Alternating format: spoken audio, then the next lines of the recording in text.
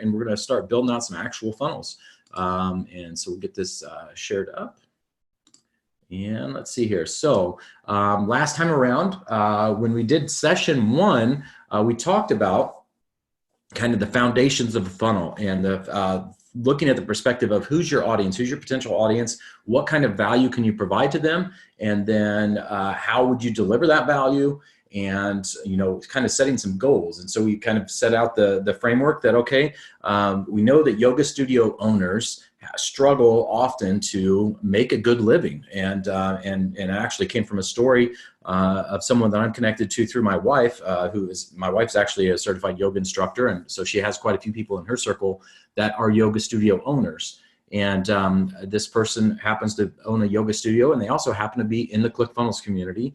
And she was just mentioning that she's part of the ClickFunnels 2 Comma Club coaching program, and was mentioning sharing the story that she almost had to cancel her coaching program monthly payment because she was struggling, owning a studio. And that's actually a studio that's affiliated with a very large yoga brand. But even with that, and even with that extra name recognition, even with that extra advertising, everything else, was still, kind of struggling to keep things afloat. So it was kind of, well, do I pay my bills, or do I continue to be part of this coaching program for a while? And luckily she found a way to make it all happen, and she did both. But it was kind of interesting to see a story of someone you would expect to be very successful in business as a yoga studio owner, owning a larger studio and everything else, but still she was struggling to kind of make ends meet. And so I think that happens a lot. You get people that are really, really passionate about something, but they aren't always great at being entrepreneurs or business owners. And that was the case in this scenario. So I thought, you know what, there's an audience of probably, thousands throughout the country, probably, tens of thousands, maybe even more throughout the country, that are business owners that are probably struggling just to keep the bills paid, keep the lights turned on and everything else. So if we could serve them with a course on how to better market their studio, as well as add additional products and additional revenue streams to their studio, then it's going to help them make a lot more money, live a lot more comfortably, and be much happier about their passionate projects now. And so we decided, okay, we're going to go out, we're going to build a course around how to use online marketing, and specifically funnels in your online marketing, to help increase the revenue in a yoga studio. And our goal was, hey, we want to build this into $1 million a year business. That's just a nice round number. Certainly doesn't have to be that. For most people, that's a big, hairy, audacious goal. For others, that's like, no, that's the bare minimum I need to get into in order to even make this worthwhile. So, but we just threw it out there because it's kind of in our circles, in the ClickFunnels community specifically, but in online marketing, that's kind of, if you hit a 7-figure business, you're doing it right. And so if we were looking at setting up $1 million a year business, then that's about $83,000 a month in revenue. And obviously we're looking at revenue here, not total profit. Total profit would be great, but there's obviously costs to run a business and everything else. But if we can generate 7-figure revenue, and we need to cash flow about $83,000 a month. We need to bring in about $83,000 a month of revenue, which is roughly $3,000 a day in revenue and sales. And so that's roughly 3 sales a day of a $1,000 course. If we were to create a $997 course around this, that'd be about 3 sales a day. So we decided, okay, if we're going to do that, then the best way to do that is to be able to do some sort of a perfect webinar presentation. Obviously, I'm a huge Russell Brunson fan. I get to work with him every day, and I really enjoy that, and I learn a ton, and I've learned a ton over the last 4 or 5 years. And honestly, I was a big Russell fan, have been for the last 10 years or so, studying online marketing, just kind of watching what he does, but specifically around how he sells and how he presents to people and how he does what we call the one-to-many selling, which is, online marketing where you're doing presentations, things like that. Or if you're doing stage selling, where you're selling, one person doing a presentation that's selling to many people at once. He is kind of the king of that. He'll say himself that he is not a good salesperson. If you were to get him alone and ask him to sell you something, he would be pretty much lost. He does not like to sell one-to-one, but he's a master at the one-to-many. And that's what we need to do here. We need to reach a large audience and sell to many people at once in order to make this all work.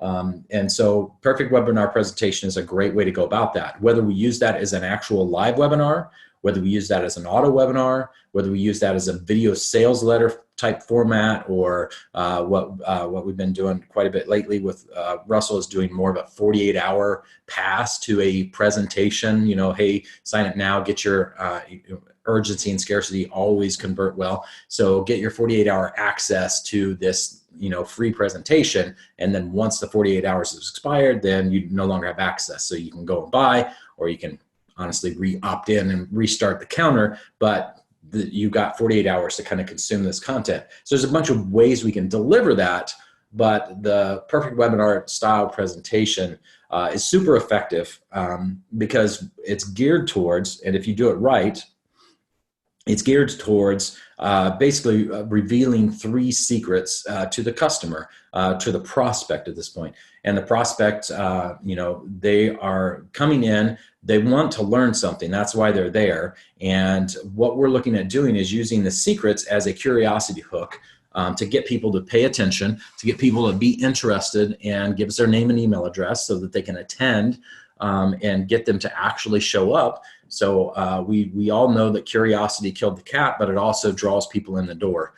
People want to know what it is you have to share. And if there are secrets out there about how to be successful in their particular business that they can connect with, then they want to know what those secrets are. Everybody kind of wants the easy button, right? They want that mechanism. They want that simple way that they can make things work for themselves. And so we use those secrets to the prospect. They come across as teaching points. And this is where a lot of people fall down with the perfect webinar presentation, is they actually take those secrets and they turn them into teaching points, and they teach too much. The more you teach somebody, the more you scratch their itch, and the less likely they are to actually buy anything from you. You know, we feel like we're given a bunch of value when we teach, and we should teach. You should absolutely give that value. When you're teaching for the purpose of selling, then it's not the greatest thing to teach. It's a better thing to change beliefs, because what happens when you change beliefs is people feel like they've learned, because they've learned a new belief system. And that new belief system is just as valuable as any tactic that you could teach them. But we're really teaching them strategies. We're changing their beliefs around the strategies that work, and then we're selling them the tactics. And so then they still have that, they still have an itch. Now they have probably a bigger itch than they had before, because we've changed their beliefs. They've always had some beliefs that have held them back from being successful. And we've just shared with them secrets that have unlocked a new belief system that shows them how they can be successful. And now they've got this burning desire to be successful. And so now they're much more likely to buy what we're offering. So that's what we do with the perfect webinar, and that's why it's so effective. So we went through and we kind of decided, okay, what is our kind of one big statement? What's the one thing?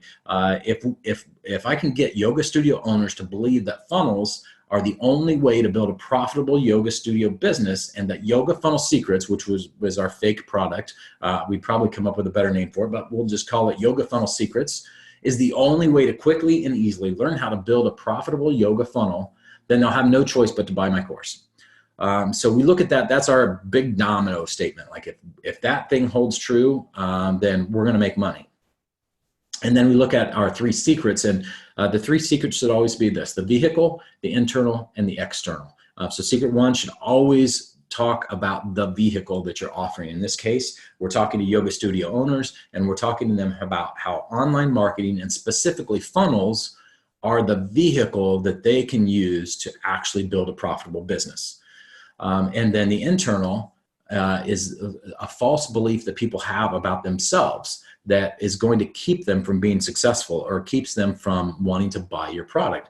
And so in this case, we looked at and said, okay, the internal struggle that a lot of people are going to have after we've told them about the vehicle is like, oh, that's great. It may work for you because you're a techie guy, but I'm not smart enough to know that, to be able to do that. I don't know enough about technology and online marketing and social media and all that to be successful. I'm just not techie enough. So that's going to be that internal belief that we're trying to overcome. And when we can share that with them, just like Russell has done in the old style funnel hacks webinar, which is like, hey, let me show you how you can do this in 10 minutes, ethically knock off your competitors in less than 10 minutes. Then it's like anybody can do this. And then that belief is, you've knocked over that small domino. And then the next secret number 3 should always be about the external problems. What are the things, what are the outside forces? They're not that person. The person now believes they can do it. They're just going to believe that somebody else is going to hold me back. There's something else in the outside world that's going to hold me back from being successful. So some external beliefs in this one might be, well, that's great. I think I could build a funnel. I think I could build, do some online marketing, and yeah, I can see it could be successful, but I just don't have a big enough audience. There's not enough people in my small town, or there's too many other yoga studios around where I'm at, and therefore it's going to keep me from being successful. So if we can show them how they don't need a big audience to be successful with online marketing, that they can increase their average order value, their average spend per customer, even with a small customer base, and still make much more money than they are today, then they can see that, okay, yeah, I guess not having a large enough audience is not a reason for me to not be successful. So we tear down that belief, and then we offer them, make an offer, obviously, to go in and say, okay, if you'd like to learn, if you'd like some help getting all these things done, then we happen to have a course that's going to show you how to do all these things and become an expert on online marketing and build out your own marketing campaign so that you can actually increase the size of your business. And we make the offer, make the stack, and make the pitch.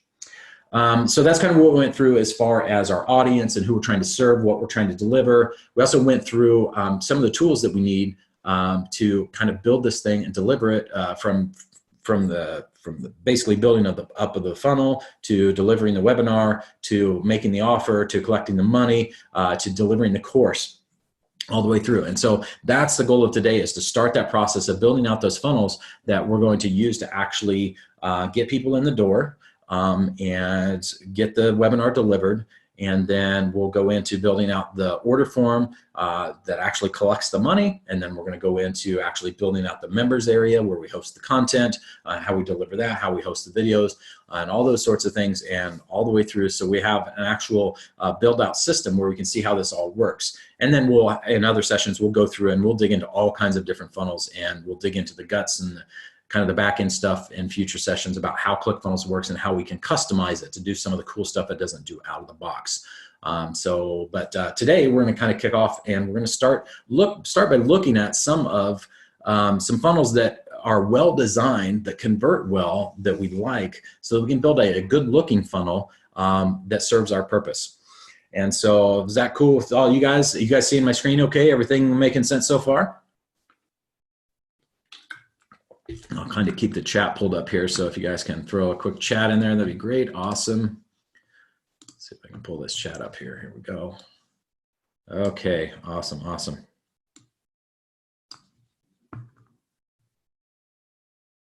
Okay, so the first thing we want to do is kind of look at, when I'm looking at building out a funnel, we look at the purpose. Okay, so we can look in and see, what kind of funnel do we need to build here? Well, obviously we need to build a registration funnel. So we've got a live, we're going to do a live webinar at least the first few times, if not for a long time, but the goal would be eventually that we take we start with a live webinar, that we get good and we feel comfortable with the content. We feel like we've delivered the content we need to, that we've done the best job possible at tearing down the false beliefs and rebuilding them into new beliefs, so the customer has a new belief system, and then we have an order form they can buy from.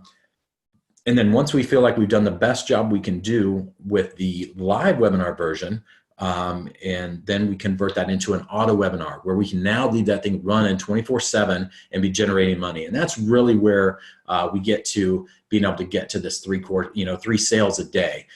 If you're going to do a live webinar, you're probably not going to do it every day. You're probably going to do it maybe once a week. So you've really got to cram a lot more sales into a short period of time.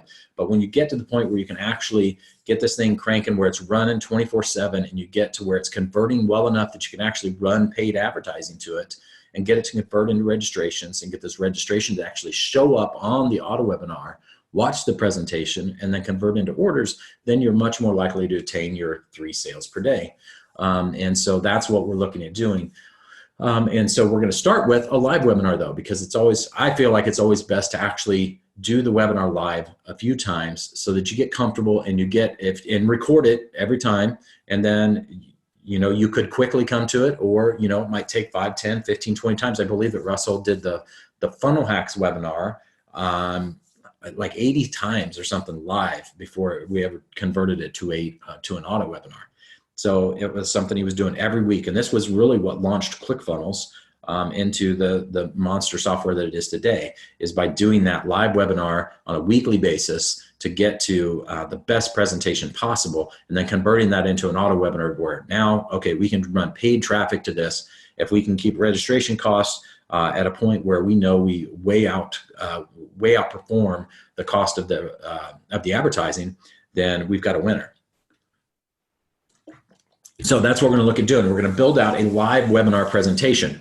But I want to pick a style that I know is visually attractive, especially with yoga studio owners. You know, it's kind of a passion project, and we want to, and it's one of those areas where you have a lot of men that are yoga studio owners as well, but it's a predominantly female audience. And so we want to look at some, we want to be able to attract to those kind of creative sensibilities. You know, they're a bit of a passionate, creative audience, and we want to be attractive to those things. So that's the first thing we want to do, is kind of think about, okay, let's look at our audience, and let's try and find some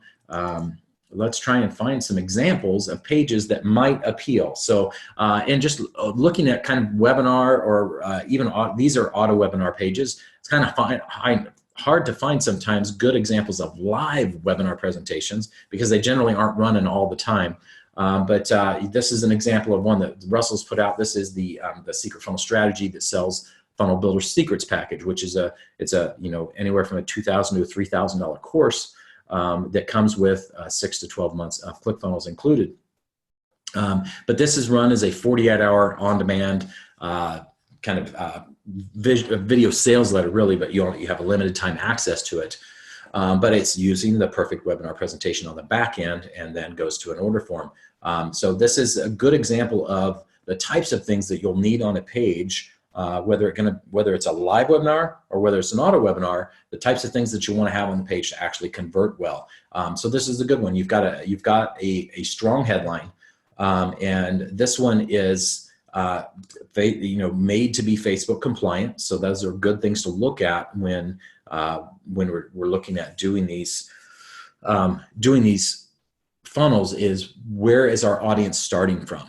You know, if you already had a large following in a yoga niche, you had a lot of yoga studio owners on an email list, then you could be you could come in with a much stronger hook, much stronger secrets, and come in that direction. But when you're looking at running paid advertising to a colder audience, or using a platform like Facebook to run that traffic, then you're going to have to dilute your headlines a little bit so that they can be compliant, because Facebook doesn't like us to. They're not all about marketers. So especially marketers that are making statements that may not be 100% true for everyone. They want statements that are going to be the majority of people can achieve that goal. And we know as online marketers that the majority of people are going to fail when they try and run an online marketing business. That's just it's honestly the truth about everything. That's why 95% of businesses fail. 95% of people that try online marketing fail. It's nothing new. It's the way things are. But Facebook doesn't like to give anybody a bad experience. It affects their performance and their numbers. And so they want to make sure any headline that you have could be true for a lot of people. So in this case, we've got a headline of, hey, we've uncovered a new secret funnel strategy that almost nobody knows about that has helped businesses grow from startup to 2 Club winner insanely fast. And then this one's timed out because I've had it running for a while, but it's just got a basic 10-minute countdown timer, and then register here, and a big old button. It's got Russell making a presentation, and we've got a big old headline at the top that talks about this is a free on-demand training, no cost, but it'll only be available. So this is that urgency and scarcity. A lot of times if you're doing a live webinar, your urgency and scarcity is going to be, hey, I only have so many seats. And this is a true urgency and scarcity, depending on your tool that you're delivering the content with. I use Zoom for my webinars. It's what we're on today. I have a limited seat capacity, and honestly, it's either 50 or 100 people. I don't remember which plan I have, honestly, at the moment, but you can make an honest statement that, hey, this is actually limited. That only so many people at a time can be on this event. So make sure that you sign up and make sure that you show up early And so you can make those statements on your pages, and they are 100% true. But urgency and scarcity always gets people to take action more than, hey, this thing's available anytime you want it. They're like, I might come. I don't have time right now, but maybe I'll come back later. And then they never come back. So we want to be able to add in urgency and scarcity. And that's why we have our timer here. That's why we're able to say, hey, it's only available for 48 hours. For us, it'll be, hey, there's limited seats available for this webinar. So please make sure and reserve your spot now, and make sure to show up on the webinar on the actual registration confirmation page. We're going to reinforce that, hey, there are limited spots available for the seat. It's a high demand webinar, and we want to make sure that you have an opportunity to jump on. So make sure that you show up early.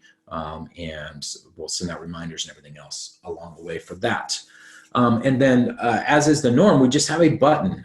The reason that we have just a button here, and we don't actually have the registration form on the page, there's actually some psychology behind the fact of why this is. One, it makes this cleaner, makes it less invasive to the prospect. But the reason is that by clicking this button, hey, get your free 48-hour pass, we're not asking them for anything right here other than to click the button.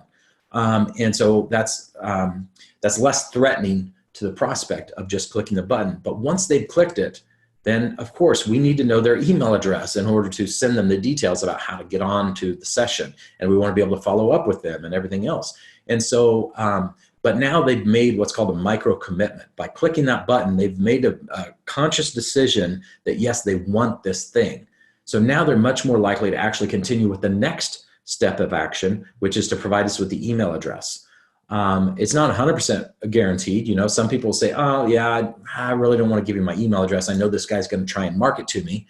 And I saw a statistic the other day. I was watching a video that something like 62% of consumers believe that marketers are trying to sell them things they don't need. So marketers are kind of seen by a lot of people as, spammy and scammy and trying to take advantage of people. So they're always a little bit hesitant. But if we can get them to make a micro commitment first by clicking this button to say, yes, I do want to get my free 48-hour pass. And then they click it, and then the pop-up comes up and says, okay, we just need your email address so we can send you the details. Then they're much more likely to complete this step 2. And then in this case, because it's an on-demand access, as soon as you click secure your spot, it just takes you to the next page, which is the actual video presentation. And it runs through, and Russell making the presentation and making, I believe it's about a 90-minute presentation. It might even be 2 hours by the time you do the stack and the offer, the stack and Q&A and all that fun stuff. But that's kind of, this is kind of the registration page. This is the model that really works well for these sorts of things, is just a page with a strong headline, and then some urgency and scarcity in some shape or form, a little bit of an idea of what's actually happening in this case. This is Russell making a presentation at the 10X event in Las Vegas. This is just kind of a background. So it kind of gives you some visual appeal. And then also we've got a nice looking image. It's a good high quality image. So it gives some visual appeal. And then a button that opens a pop-up. And you'll notice that on this pop-up, and this is one thing I always recommend, and we'll go through and show you how to do this, is that by default, the ClickFunnels pop-up, the background is set at about 40% opaque. So it's mostly transparent. And so the background shows through, and then you get a pop-up in the center of that. But you'll notice in this one that the background is pretty dark. Things are really dimmed out, and the big, bright, shining beacon in the center of the page is the pop-up form. And so that's what catches people's attention the most. That's the only thing they're really paying attention to. If you don't make that background dark enough, then people might still be paying attention and looking at what's going on around the edges and not so much about what's going on in the pop-up. So we've done a good job of actually darkening this up enough so that the focus is on the thing that we want them to focus on, which is the registration form. So this is just a good example of a good looking page that has the right components. And then we've got another one here. And again, this is another ClickFunnels example, and we'll run through and find some others. In fact, if you guys have some examples of ones that you've seen that you'd like me to take a quick look through and that you feel like might be a good examples of webinar registration pages, if you would throw them in the chat and we'll pull them up and kind of take a look at those. But otherwise, I'm just going to kind of pull up a few examples and we'll talk through them. But this is another similar concept, applied a little bit differently. This is the Death of a Website page. This is also a very similar process. It's a free web class page. It's an auto web class. Instead of calling it an auto webinar, it's a web class. But this is a presentation that Russell did, and I also don't even remember what the presentation is, but the goal here is, again, to get people to sign up, in this case, to a $500 package that is the One Funnel Away Platinum package. And this includes some additional digital training courses that don't come with the normal One Funnel Away. So this was something that was first revealed at Funnel Hacking Live last year, or I guess earlier this year. And so, but this one is a little bit different. You've got a video, you've got a big, strong warning, big, strong headline, big hook, warning, your website is dead. Okay, so that's a really strong hook. So people come in, the goal of this is people that have a website, they're existing business owners that are struggling, and they get, this big notice that, hey, your website's dead. That's kind of like, oh, what are you talking about? Attention, all business owners with a website, warning, your website's dead. So we got a pretty powerful hook there. That's, it's controversial, and it's going to get people to at least read the rest of it. So, and this one is registered for this free web class right now to see how others have ditched their websites and have boosted sales by 540% with a ClickFunnels. Not a big fan of saying with a ClickFunnels, but that was what we went with, and how you can massively boost sales too. So this is, again, it's a little bit weak. We do have a claim here by 540%. I'm not sure that we actually, I know we're running traffic to this, but I believe that I'm not sure how much paid traffic is going to this versus email traffic. So these are things that you have to be a little careful for when you look at which audience it is you're going towards. When you're making claims, income claims, or improvement claims, or weight loss claims, or flexibility claims, anything like that, anything where you're making a claim, you have to be a little careful that you can substantiate that, and that it's something that's not unattainable to the average person. And if so, you've got to have big old fancy language that says results are not typical. These are my results. It may not be your results. You may not have any results. You may actually gain weight. You may actually lose money. All that sorts of thing. But this one actually has a little, an actual survey on it where you can kind of click through, and then it actually pops the registration. So it's a little interesting here. People don't get that right off the bat that, hey, this is going to pop up for me to register and give my name and email, but it's just another way to make a little bit of a micro commitment. And if somebody doesn't want to actually pick one of these, they can click register for the web class, and it does the same thing. At the end of the day, the goal is that we get to collect their name and their email address, and then we take them to the presentation. So in our case, we would get their name, email address, and then take them to the confirmation page. Hey, we got your registration. Here's the details of when the session starts. So this is just another kind of interesting example, but you'll notice the same thing here. When we look at this, the background is very dark now. The only thing we have to look at is the fields of your name, email address, and secure your spot. So this is what we want people focused on. So that's an important thing I see a lot of people miss, and it's because it's default out of the box at ClickFunnels that the background is only 40% opaque. We want that to, we want to change that. So that's always a key. It's not gonna make a huge difference in your conversions, but it is definitely a factor. And so always want to bring that to the forefront. Okay, so those are just a few examples. And then I'm gonna pull up, let's see, I'm gonna pull up another example here from my good friend, because I know that she's got a webinar registration page from my good friend Liz Binney. I'm gonna pull this up, and because I want to share just a couple things about this one. This one I know is a Facebook, she's driving Facebook traffic to this webinar. This is it's a fantastic course if you have any interest in it. It's the Kapow course on how to actually create courses. And Liz is amazing, and she's a dear friend of mine. But we've got here, our basic headlines. Again, this goes to an auto webinar, but we're going to use some similar pieces in our live webinar registration pages. But you'll notice that we've got a few things going here. We've got, kind of a headline, hey, it's a one-time exclusive webinar. That's not entirely true, but that's okay. Some people need to hear that to know it. And it's from $1 Million Course creator Liz Binney presents the real story of how I went from a nobody to $1 million course creator, which is true.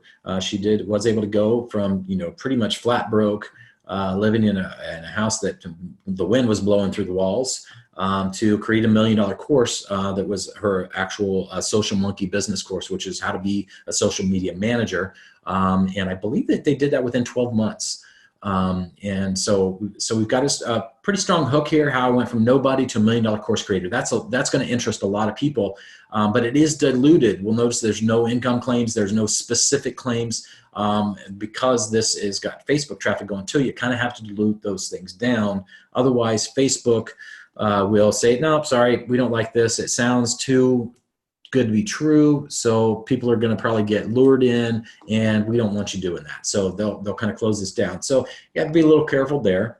And so we've done that, and then we say, and how you can hack my fast, profitable course systems to fast track your own course's success. So next web class starts in 3 minutes. No countdown on this one, but still a bit of that urgency. Hey, the next one starts in 3 minutes. And then we've got a few other things on this page. One that is really good is we've got a testimonial here from Allison Prince, who's another amazing rock star in the funnel world. Has built multiple businesses, 7-figure businesses, starting with e-commerce, and then into her own course, and then into a group coaching program, and online masterminds and group masterminds and events and all kinds of amazing stuff. So Allison is awesome, and she worked with Liz to build out her first online course, showing moms how to build an online e-commerce business and go from 0 to 6 figures fairly easily. So we've got a testimonial here. Liz Benny showed me how I could go from 0 to hero by creating my own course. If you want this exact system to create your own success, Liz can share it with you too. So this is Allison. Again, registration button. And then we've got a kind of a block here that is the it's not necessarily the 3 secrets, but it's kind of the 3 things. So, that's what Liz is covering here. What we normally call the 3 secrets, or the 3 things you're going to learn, that's kind of our block we have here. So automatic course sales, how I made thousands with my course in the middle of my wedding. Seriously, I was saving my I do's, and thousands were rolling in. That's the beauty of online marketing, right? That's what people want to know. It's like, man, I can make money while I sleep. That's that sort of statement, like, oh, I can make money all the time, and I don't have to be actually trading dollars for hours. And then upfront course sales, how to ensure your course is profitable and successful regardless of challenges. And so this is goes more towards, when she's teaching this, it's how you can actually pre-sell your course, and then make those sales, and then deliver the content, so that you know that you're going to be successful right out of the gate. And then no experience needed, how to make a course without even being an expert or a guru, or without needing to wear anything but your pajamas. Okay, so again, it's appealing to that laptop lifestyle. Everybody wants that, right? Everybody wants to think that, well, I can just sit on the beach in my flip-flops and make money all day having an online course. And that absolutely can be true. We all know behind the scenes that there's more to it than that, and there is quite a bit of work that goes into it to get to that point. But if you do it right, and you have the right lifestyle, and you spend appropriately, and make money appropriately, then you absolutely could live on the beach and wear flip-flops and still make good money and live a pretty nice lifestyle. So that's what we're talking about. But again, it's kind of looking at those, looking at some of those things, those objections that people are going to have, and we're handling them up front. Like, how I was able to make money while I was off doing something else. That's something that, that's an objection, that's something that people want to be able to do. And then how to make sure that it's going to be successful, because mostly it's awesome. Courses are awesome, but how can I be sure that this thing is going to be successful?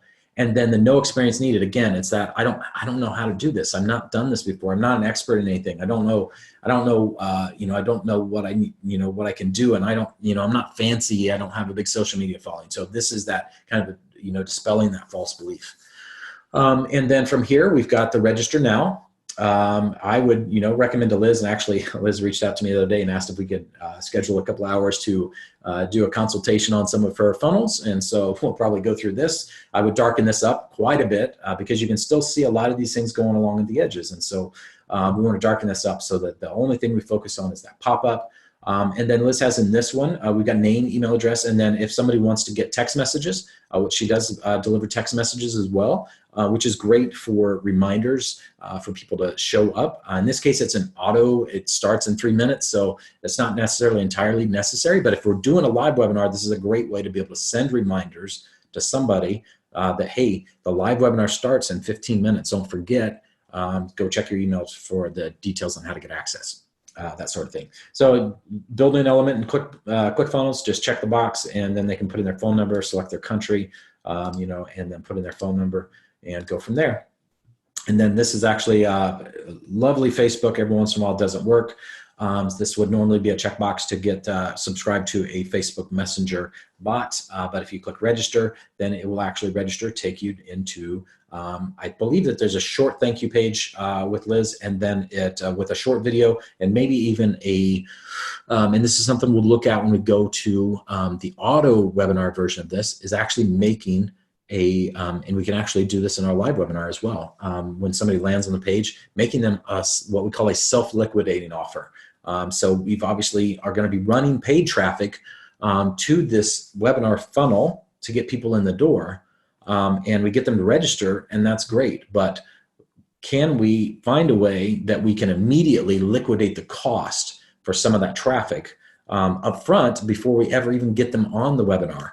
And so we call this an SLO funnel, and sometimes it can be very effective depending on if you have a product that's low enough front-end cost and complementary enough to your audience that doesn't completely scratch the itch. So Dan Henry had one of these and was very, very effective with it when he was selling his Facebook Ads for Entrepreneurs course. And if you're familiar with Dan at all, he was another one who I think went from, wasn't a complete newbie. He had done had some success in other areas, but he was kind of had some success and then hit the bottom again, and then started back from the bottom and went up in about 5 months or so. Did his first 7 figures with his Facebook Ads for Entrepreneurs business, where he was doing a live webinar, then auto webinar, and in the middle of that, he actually had a self-liquidating offer when he turned it into auto. And that self-liquidating offer was for a pixel course. So it wasn't like, hey, I'm going to show you how to do Facebook ads. It was, I'm going to show you how to, I'm going to give you just a short course. And I believe the price point was maybe $27 I'm going to show you all the nuts and bolts of how to get your pixel loaded onto your pages and set up and configured the right way, which is a problem that a lot of people that are looking to run Facebook ads actually have. A lot of business owners actually have, like, man, I know Facebook can pixel my traffic, but I don't know how to set it up right. So he created a small program around that and offered that as a self-liquidating offer. It still was not answering all the questions about how to run Facebook ads. It really wasn't about that at all. So they still had that massive itch, like, hey, I want to learn how to do Facebook ads. So they're still going to show up to the webinar. They're still going to have interest in buying that course at the end, buying the offer at the end, because the offer is all around Facebook ads, but there's still interest enough in that help with the pixel that they're willing to buy that self-liquidating offer. And what that does is it allows you, again, to liquidate the cost of that traffic. So if you've got 10 people coming in and you've paid $6 a person to get them in, and these are just rough numbers, that's $60 in advertising that you've spent to get 10 people to register. And if you get just 2 or 3 of them to buy the self-liquidating offer, then you've pretty much liquidated that cost. At that point, for a $27 product, if you get 2 people out of 10 to buy that self-liquidating offer after they've registered for the webinar, then you've completely wiped out the cost of your ads. And now you're back at ground zero. So anything you sell from there forward is complete profit. So that's the goal with the self-liquidating offer on the order confirmation page. And so that gets presented after the registration. When you register, you see that self-liquidating offer, and it's usually a low ticket front end that's just meant for nothing more. It's not meant to be profitable. It's not meant to make you big dollars. It's simply just meant to help offset some of the cost of the advertising. So that's one from Liz Benny. And let's look up at another one. Erin, who is in our group, she's not on here today, but I believe that she actually helped with the design of this, and this is the, I believe it's the Free Mama Movement. I'm just going to pull this up because it's been a while since I looked at it, with Lauren Golden. So let's see if we can find her registration page. It's been a little while. Free Mama, Shameless Mom, Free Mama Movement. Let's see. This is probably going to be her landing page. Let's might have to find her webinar. It's a little bit different. This isn't her webinar. 6-month mastermind, Trump Smart Intensive. This was one I was looking for before we jumped on, but I wasn't able to find it real quick. So I might have to, if I can find it quick, we'll check it out. Free Mama Connect, no.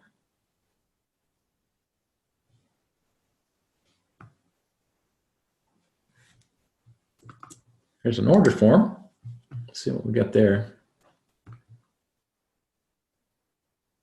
This is a great looking page, by the way. Hopefully Erin hears that. I've told her that before, but okay. So, but this actually is a good example. We'll kind of walk through this one anyways. This isn't obviously is not a registration page for a webinar, but it is more along the lines of what we might want to look at aesthetically to set up our webinar funnel, since the audiences, obviously this is not a yoga specific audience, but it's a female audience. It's a heavily female dominant audience. Obviously the whole Free Mama movement is all about women. And so, color schemes, fonts, sizes, kind of chunkiness, we've got big open white space, we've got our kind of bright pinks throughout. And we've got, some good textures. Background here is really cool. We've got some good photos. We've got good creative use of colors and textures in the backgrounds and things like that throughout this page. And we've got good transitions to our different sections. So we've got a lot going on here that is something that's appealing that we would want to kind of keep in mind of, okay, this is a good looking page. It converts well. And there are some things about this that, even just looking at the text, it's like, okay, this text is big enough and it's open enough. There's enough line height between these lines that it makes it feel open and airy. And so these are kind of some design cues that we're looking at that we'll want to incorporate into our own webinar registration page because, we're going to be going towards a similar audience. We may want to tone it down a little bit because there might be men that are also interested, that are yoga studio owners that are also interested in our webinar. But we can probably play a little bit more with the textures and some of these aspects, and maybe tone down the pinks a little bit, maybe mix some other colors in. But we want to kind of take some cues from this, from aesthetically, from textures and things like that. So that's what I get from this page. So hopefully that gives you at least a good idea of kind of what we're looking at from a perspective of when we're getting ready to build out a webinar funnel. These are sort of the things that we need to be looking at. So is this all making sense so far? Is this good? And then I think we're ready to kind of jump in and start building some stuff out.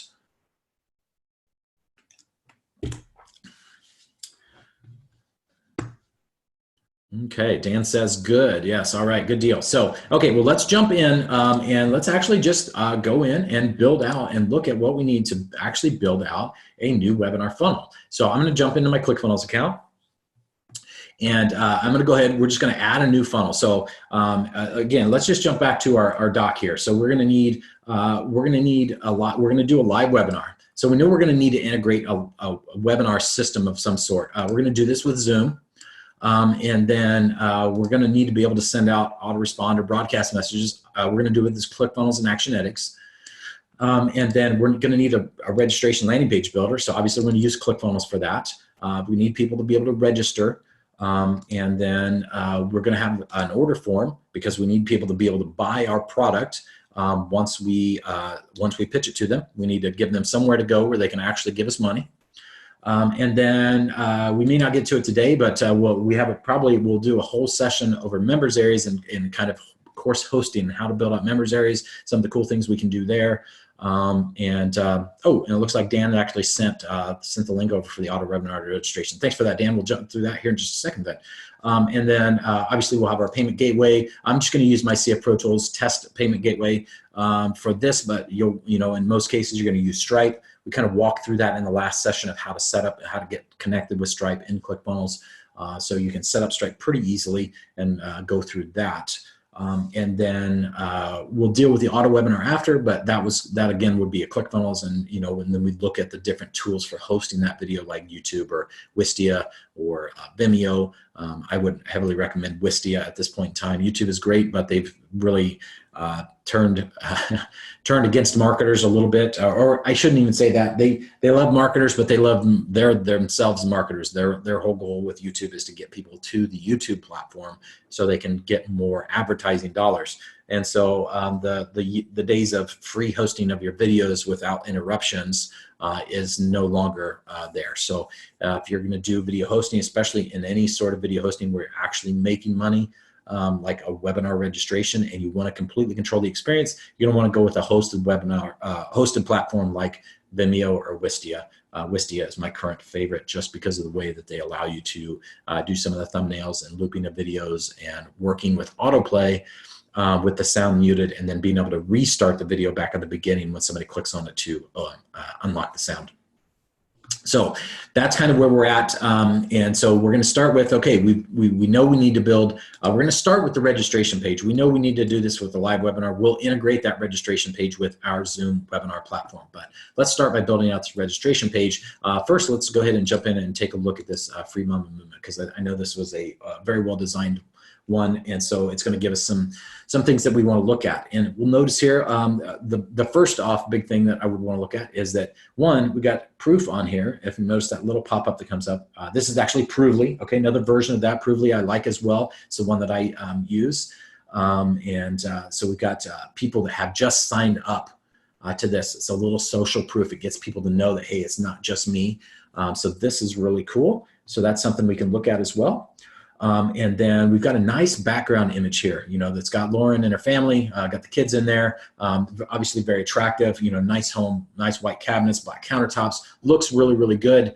It's a good photo, some action going on. So gives some interesting texture in the background. I might mute this out just a little bit more if it were me, so that it's not too distracting from the actual text on the page, because it makes this a little bit hard to read here, but you can see we've even kind of muted this in the center out a little bit more, so that we can read this text. But it looks really good. The fonts are good. The colors are good. The logo is really great on this one. Notice the little mom with the laptop, and the Free Mama, and got these little blurbs here that make it look like messages or something's going off in her head. So it's good stuff. So would you like the freedom to work from home and spend more time with your family? Yeah, this is a question-based hook can work very, very well as also. And so that's what we've got here. Would you like the freedom to work from home? And it's hitting those pain points of like, yeah, a lot of people want this. Learn how I became a highly paid virtual administrative consultant. I like that term, virtual administrative consultant, in just a few hours a day, and how you can too. So this is perfect. I might actually, if it were me, I would probably maybe flip these things around a little bit and make the question as the smaller text, and this the actual bigger text, because this is in my opinion, the little bit more powerful piece. Learn how I became a highly paid virtual administrative consultant in just a few hours a day. And I'd probably say ... from home ... and how you can too. And I think that might strengthen up just a little bit. But I know this is working very well for Lauren. So obviously, this is effective. And then get instant access to my free training. Busy mama, no worries. You'll get the replay right to your inbox. And that's great to point out for this audience, because they're thinking, oh, great, but I want it, but I don't have time to watch it right now. So letting them know right in advance. In this particular audience, I normally wouldn't recommend that, because if you feel like your audience can attend, then you want them to right off the bat. You want to get them in that moment of their pain. But in this case, we know that might not work. And I've actually talked with a few other people, actually in a coaching group that I'm part of, that are having the same issue. They're working with moms, they're working with busy moms that may not have the time to sit down and watch a 2-hour presentation all at once. So they may want that comfort that I can consume this in chunks on my own, at my own pace. And so having that up here, I think, is really powerful with this particular audience. And then exclusive event hosted by the Free Mama, Lauren Golden. Register now, get these secrets for free. And then here we're going to go into the secrets. So this is a little bit different presentation. Okay, here we go. So this is similar to what we'll look at, which is secret 1, 2, and 3. This seems to work really well when you've got that block of secrets below. And make sure you have video controls turned on for the video. Yes, absolutely, Dan. That's a very good point. If you want people to consume that at their own pace, you want them to be able to control that. I sometimes do it a little bit different. What I do is I actually will create multiple replay pages, one that doesn't have the video controls turned on, that they get either immediately or the next day. And because we do want to control the consumption of that content if possible. So we'd like people to go through it at our pace. We might give them the controls where they can actually speed up the consumption. So give them the controls to be able to speed up the playback rate. That's not always great, but it's better than nothing for the consumer. So it's not great for us in that sometimes that our telling of our stories within the presentation is what makes it powerful. It's that tone, it's that speed. And so we would love for them to consume it at our pace, right? Because we want to control that pace. So we'd love for them to consume it at our pace, but if I'd rather have them consume it at their pace than not consume it at all. So, but what you can do is actually offer a replay that doesn't have the actual controls to be able to scrub forward or rewind.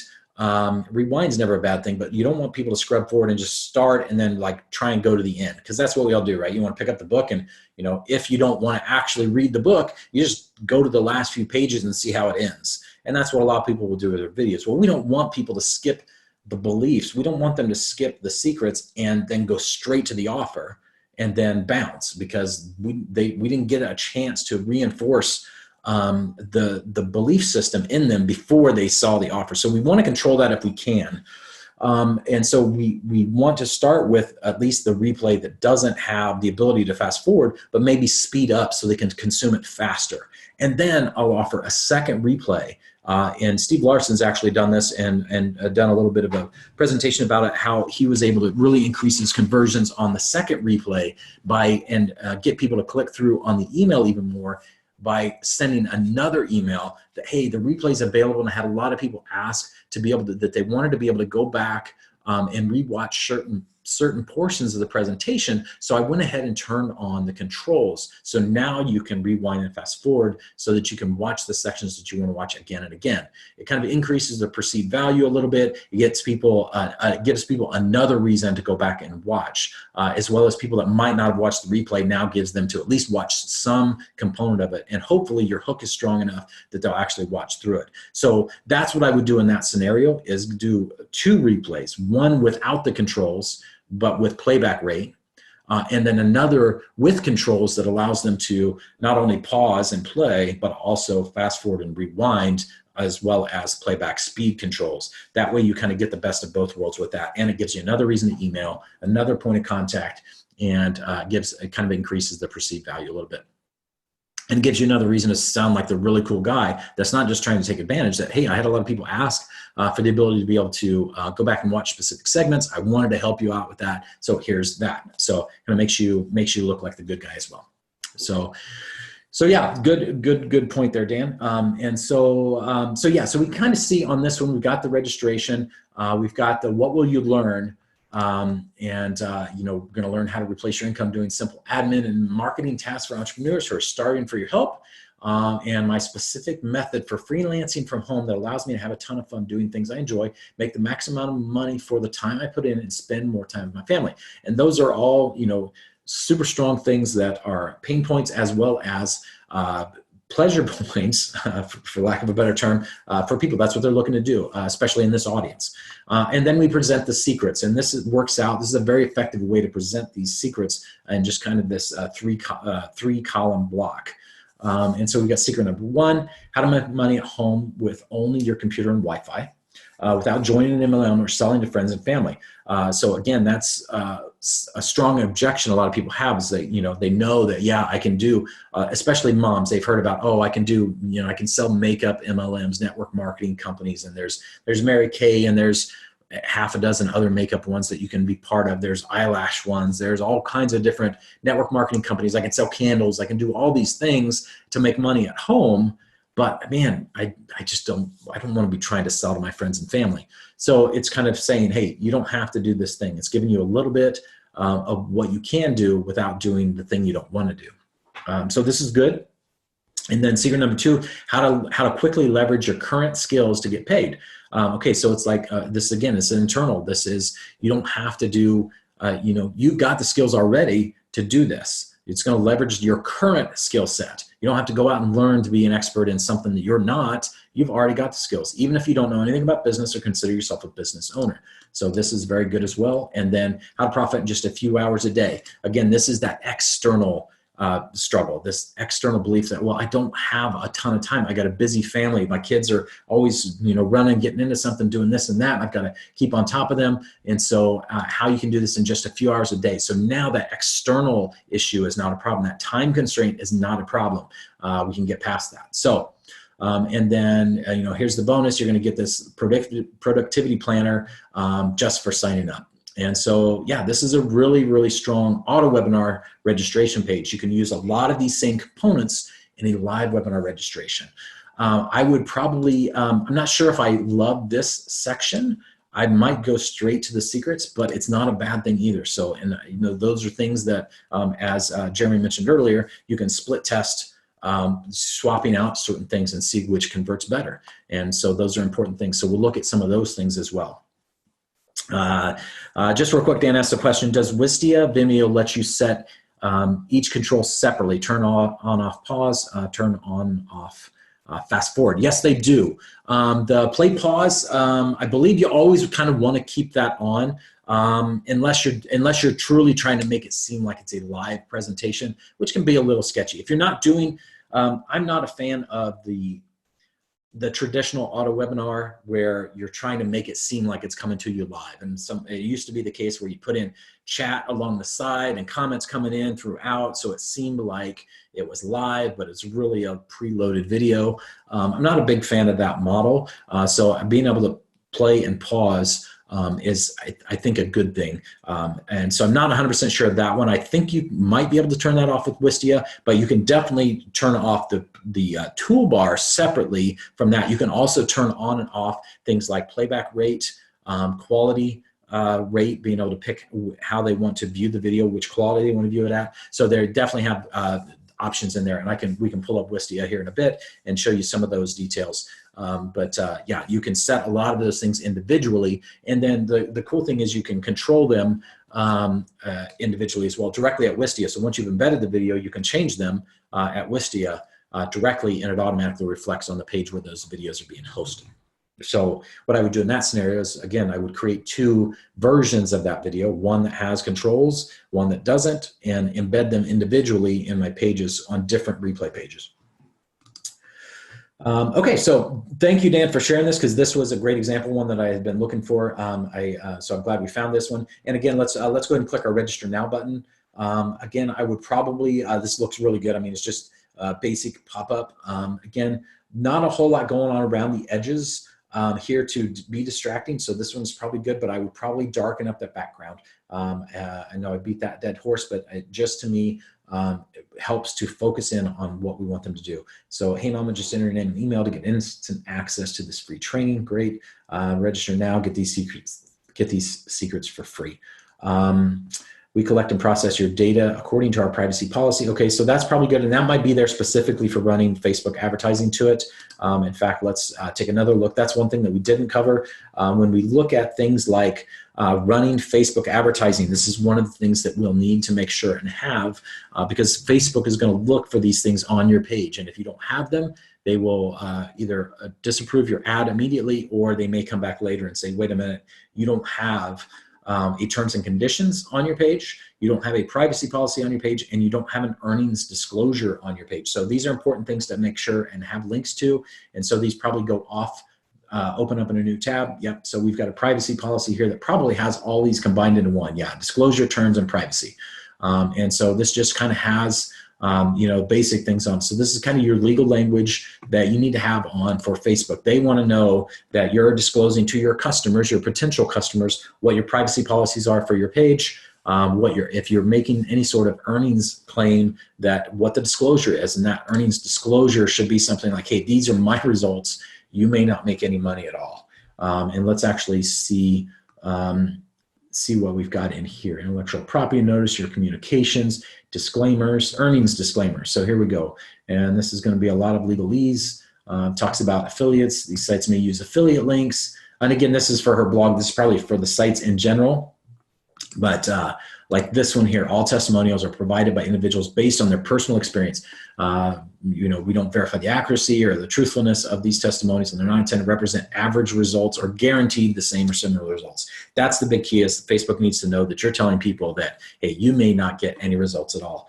Just because I'm telling you there's a way to make money online does not mean that you're actually going to make money online. Okay, so that was a lot, but hopefully that gives you a little bit of an idea of the things that we want to build into our own. So we're going to leave some of these up. In fact, I'm going to see if I can pull this out into a separate tab and minimize this down and minimize this one down for now. And let's see if we can close that one out, close that one out. And then I want to see if we can get these all, these all back on one page so we can reference through them. Okay, cool, awesome. So now let me see if I can get my ClickFunnels back up. Okay, so now any other questions before we kind of kick into the next section, which is let's actually start building out a live webinar registration page and get it connected over to Zoom, and we'll actually go through and create a webinar in Zoom. If you're not familiar with that, at least walk through that, setting one up. It's super, super simple with Zoom, and then get them connected is super simple as well. But any questions before we kind of get kicked off into that? If not, we'll fire away. I'll give you all just a second here.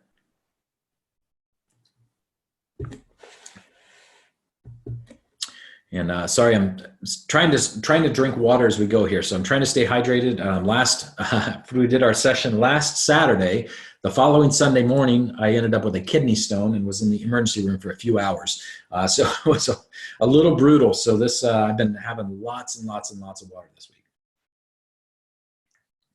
Luckily, it has passed, and I haven't had any more pain since. But Sunday was a very long, very painful day. So, but we're back to feeling great. And so it doesn't look like we've got any questions at the moment. So let's go ahead and jump in. We're going to go ahead and there's a couple ways we could attack this. We could get kicked off by going straight into Zoom and create our live webinar. We're going to want to schedule and know, hey, when do we want to run this thing? And go ahead and get it scheduled.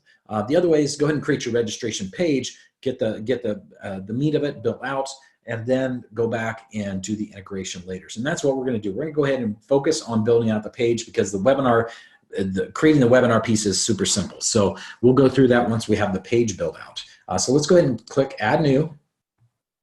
I'm a big fan of the Classic Funnel Builder. I just create a new funnel straight from the Classic, but we could go into the cookbook process and pick out and say we want a live webinar registration page. And the benefits of doing this way is you get pages that were already designed, and each page is kind of already matched up to what we want it to be. And so you can go either direction. If we were to take a quick look at the cookbook, you can actually go through and pick, hey, I want a type of funnel. I want to create an event, and it's a webinar funnel. Let's see, so we can click through this, and it should bring us in and show us a few examples of different webinar funnels. So we've got a Riplin live webinar funnel here. We can look at, so this one is a foodie. This might be a little bit more in line. It doesn't say whether this one is a live or an auto webinar. This one's a live webinar funnel. Some of these I'm assuming are auto webinars, which that's one thing to be aware of when you're dealing with ClickFunnels, is that the functionality of a live webinar page is different than the functionality of an auto webinar page. So you need to make sure you start with the right type of templates in order for your functionality to exist. Auto webinars have what we call is an offer time included on the replay pages, so you can see when did somebody actually see the offer, or did they see the offer at all, and then you can actually send emails based on that. Okay, so they landed on the page, or really on the broadcast room. They were on the broadcast room, they saw the offer because they were on the page long enough, and so I want to be able to send them, and then So ClickFunnels has an event called Saw Offer But Didn't Purchase. And so then we'd be able to send them an email based on the fact that they landed on our broadcast room, which is kind of our first presentation page. They landed on the broadcast room. They stayed on the page long enough to see the offer, but they didn't turn around and buy our product. They didn't make a purchase. And so now I'm going to send them an email that says, hey, I noticed you watched the webinar. Is there something else that I can answer for you, so that you can maybe get them back to a replay or to a separate Q&A video, or to a separate, maybe a PDF transcript page or something like that, to get them to hopefully entice and come back and buy. But those things don't exist on the live webinar, because the live webinars are going to happen off of ClickFunnels, so we don't have a way to track that. So they don't have the exact same functionality. And I'm not sure if all of these are actually live webinars, or if some of these, I'm guessing, are the actual auto webinars. And so, but we've got some, we've got some free ones that come out of the box with ClickFunnels here. We've also got some paid ones that you can purchase with ClickFunnels. And you can see we've got an online course live webinar. We've got Womanpreneur live. So that might be an interesting one. It's a $300 package there. I've not used it, so I can't say for sure whether that's totally worth it, but definitely would fit if you're looking to invest. You could probably actually go and look at this one and see, should be able to get some screenshots and see what we're looking at. The Finman Live Webinar funnel you've been waiting for. Let's see if we've got any actual screenshots of this. So yeah, so we can kind of see, yeah, there's, it's not too bad. It's actually probably pretty much in line with what we would want to, what we'd want to build out. It's definitely got a little bit more feminine appeal. It's got the pink button. It's a little bit of a teal banner. We've got our secret 1, 2, and 3 here with some different icons. It's got a picture of a woman on it, and some text here, some texture, but wouldn't necessarily be overly feminine. If we were to maybe change out this pink button with a little bit different color, that would tone it down a little bit. So it might work for a cross audience. It's got some creative sensibilities, but it's not overpowering, like, hey, this is all about women. And then if you were to take out the woman in the pink top again and put a picture of somebody else in there, or not even use this section at all and maybe get rid of this, I like that we are limited to 100 webinar attendees. Once these spots are gone, registration will close. That's not usually the case, but that's something that at least putting in that urgency scarcity is a good thing. And I might get rid of this, and sometimes this can be good, but this might be a section that, like this one is, it's further down the page, so it's not a key focus, it's not above the fold. But we've got our date, we've got our time, we've got a headline, 10 secret steps to improve your life and achieve your goals. Not super strong, but that's okay. We're going to create our own. But yeah, I do kind of like this. So I'm actually going to keep that pulled up as an example. Let's see if I can actually, I'm going to open that as a separate tab, so we'll kind of keep that up for reference. And then it looks like we've got our confirmation page here. Okay, great, you're booked. Basic confirmation page looks pretty good. Tells you when the webinar is going to start. Gives you a little add to calendar option. And then this one actually has an SLO built into it. So this is, yeah, low ticket offer here, and actually talks about it. So this is an example, a good example of that. Wait, before you show up, you might want this, $7 product that's going to, again, solve a complementary problem, but it's not going to completely scratch the itch for why they showed up. And so sometimes that can be a little bit difficult to come up with, depending on the audience. If you don't have, if your audience isn't market aware enough to know that there are multiple solutions that are needed, then it can be kind of hard to come up with that offer, but you can definitely do it. And I believe that Liz has done this. I believe she has like a 6-figure Course Hero SLO that leads into her Create a Kapow course. And then Dan Henry, honestly, is the best one that I've seen, because it is a very, very complementary product, but it does not take away from the purchase and the conversion on the actual webinar, or getting people to show up for that. So this has got an SLO, and then we've got an indoctrination sequence page. So it looks like you can send out emails of like, hey, in these are always also good things. You can build out pages where you've got, hey, this is thanks for signing up. send them an email, you know, the next day or same that day, maybe a few hours later. Hey, I noticed that you signed up for the webinar. It's going to be kicking off on such and such a day, but before you get started, I'd love for you to check out this video that's going to give you a little bit more reason why you should show up. So indoctrination page, you could probably use multiples of these if you wanted to, maybe even to kind of prelude to the secrets a little bit more, and again, agitate a little bit more of the pain point there. And then we've got a pretty decent looking order form, pretty basic. You know, it's looks like a 2-step order form, got your trust seals and everything else on it. And then we've got our, you know, product name and some guarantee seal and all that. So yeah, and then, you know, footer, it's got your product name, email, call, phone number, and then a confirmation page. So pretty basic. And then we've got a replay page here. And then we can, you know, we'll want to build one of these out, obviously, with a link back to our order form from that. So a buy button, big old buy button on the replay page that I generally will put in as a delayed feature. So it doesn't show up right away, so that the person can actually watch the video without being, without that feeling that, oh, there's an offer coming. They, you know, if they didn't attend the live webinar, then they can watch the replay without feeling like, oh, there's a big old offer. What I also like to do, and this is something we can jump into, is I like to, on my replay pages, keep track of if somebody has already seen the replay. You can do this within the same within the same browser. So if they come back in that same browser, I can actually say, oh, they've already been here. They've already seen the button. And so I want to show them the button again right away if they come back. So they've been and they've watched the offer, but maybe they didn't buy. Well, maybe they come back the next time when I send them back to the second replay that has controls, and maybe on that one I want to show them the button right away so that they can go in and they can buy right away without having to watch through to a specific point in the video. So yeah, so lots of cool things we can do. I don't think that we'll get into that piece today, but we will definitely cover that when we get into the customizations and some of the cool stuff that we can do with a little bit of custom JavaScript. So we'll definitely cover that as well. We've done that with great effect on the funnel scripts webinar to be able to when we did a live launch of that, to convert it into a we'll call it, say, air quote, lifetime product. It's not a lifetime access, but we hate to use the word lifetime in marketing because some people like to sue people when, you know, 40 years later, your product's not still available because, you know, of whatever. Somebody says, oh, it was available lifetime. So that's why I put the air quotes around that. We call it the unlimited, Funnel Scripts Unlimited, which is a one-time payment. You get unlimited access to Funnel Scripts forever.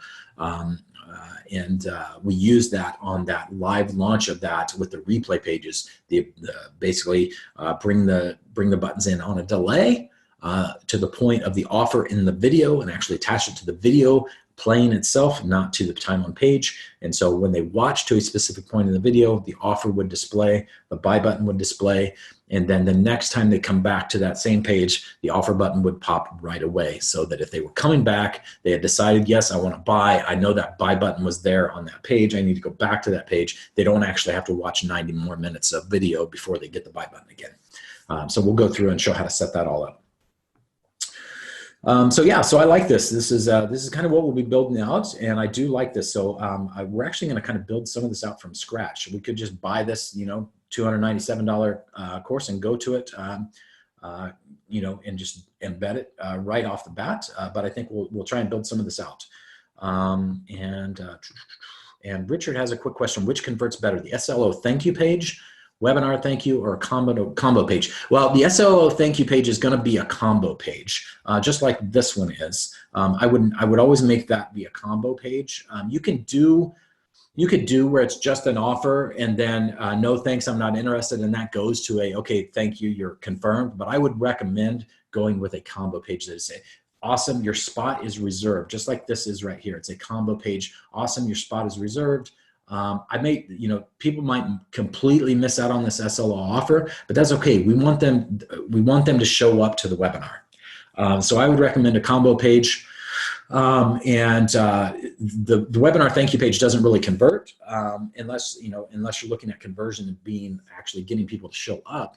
But since they've already registered, they've converted at that point.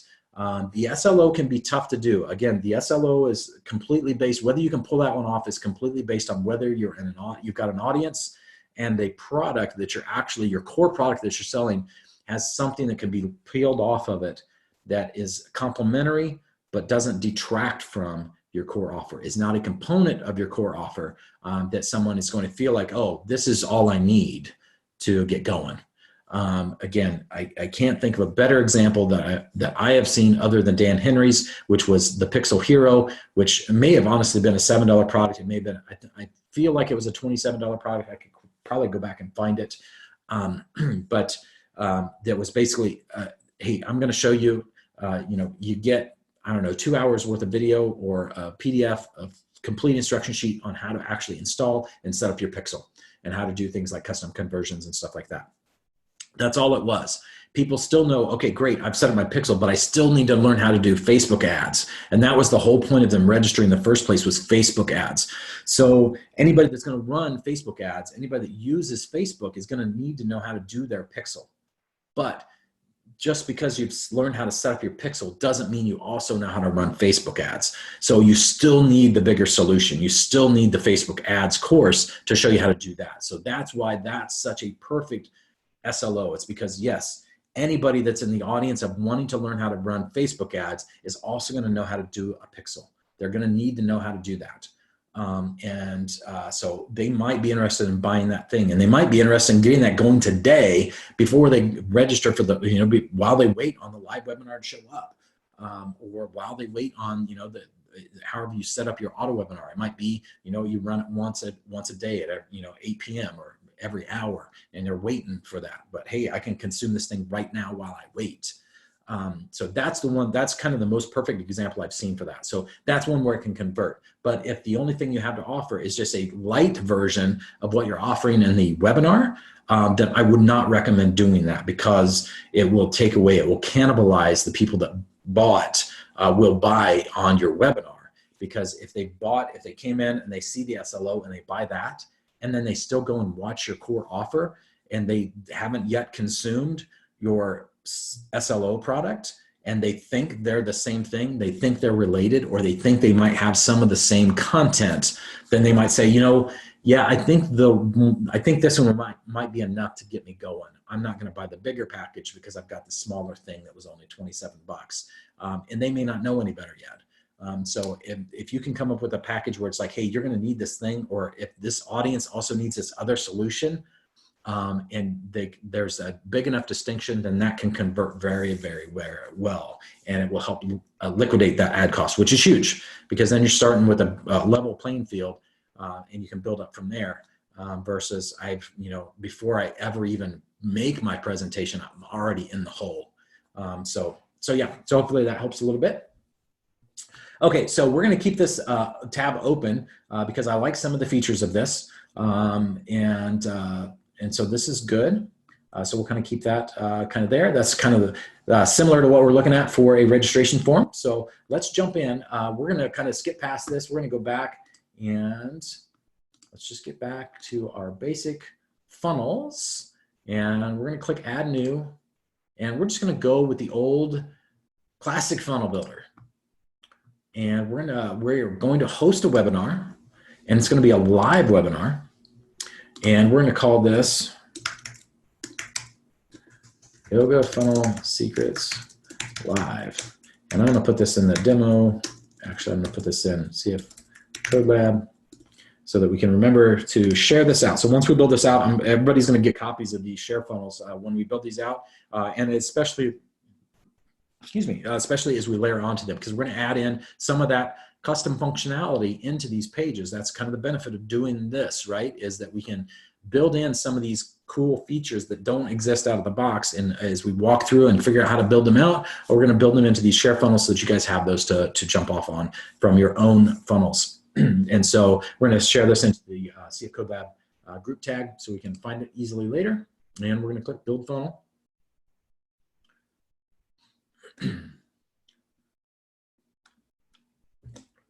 And so what we get when we've got a live webinar registration is which is what we picked. We get a webinar registration page and we get a webinar confirmation page. We don't need a broadcast room page. which would normally come in an auto webinar. We're going to want to add a webinar replay page because we'll want to have a replay in this funnel later. But the first thing we need to do is get people onto the live webinar. So that's why it comes just pre-built with these basic things. And so let's kind of scan through these and see if there's any that kind of jump out that are similar to what we saw over here, because I do like this kind of layout. So honestly, if I were looking to do this myself, I'd probably drop the $300 and just buy this template and go from there. And then you can obviously tweak and customize from there all you want. So let's see what we've got in kind of that one column structure. I don't see a lot that jumps out that way. This might be the closest. Yeah, because this is kind of that centered kind of one column straight down. Then we got our 3-column block here. And so I don't see any that super jump out. Maybe this one. It's kind of that, got that one column. Let's do a little quick preview of this. This probably has our 3 secrets. Okay, so this is, yeah, this is kind of similar. The structure-wise is similar to what we need. The difference is that we've got an email field right on this. I never recommend this because, you know, it's simple. It's one step. You don't have the pop-up, but it also doesn't get that little micro commitment. So I always recommend putting the email field of the pop-up, actually having the form to actually submit. But this at least gives us the structure to build from. So let's go ahead and pick this one. And that'll give us our structure. The other option is you can just totally start from scratch. And so, in fact, we might run through this one real quickly and then do another where we just start from scratch and build out the sections and look at what we need here. Because that's the other thing that is kind of nice, is knowing that, hey, figuring out from a design perspective, how is this thing laid out? You know, do we have different sections in here? Do we have rows? How are these rows structured? And being able to look at somebody's design and pick these things up. And I know Catherine goes through a ton of this in her design hacking course. And I definitely recommend that, you know, going through that to kind of figure out how these things are crafted, but we can kind of run through some of that as well. And so, but let's just take a look at this. We're into, I'm not quite sure what happened to our, oh, this is just our preview page. Okay, so we can close that out. And then let's actually open this up in our editor. So, and we'll just take a quick look at how this is actually structured and laid out. And then I think it probably makes sense to actually do this from a complete blank slate and lay out just the sections of what we want. So we got a webinar registration page opened up here in the editor, and we can kind of see that this top kind of big section with the background here, this is a section. So we can see the green border around this. So this is one section, and then we scroll down, we've got another section, and this section can have its own background. And that's kind of the benefit of using these sections, is you can apply a full page background to a section. But rows within that section are never going to be full width. You can make them be full width with some custom CSS and all kinds of other things, but if you can avoid that with your basic structure, then that's a great thing. So these rows, you can put a custom background on the row, but it's not going to stretch to the full width of the page. But the section, you can make it full width. And so that's the benefit of using a section versus just saying, well, I'm going to have one section on my page, and I'm going to add a bunch of rows into it. And so that's kind of what we're looking at here. So we've got a different section. It's, again, full width.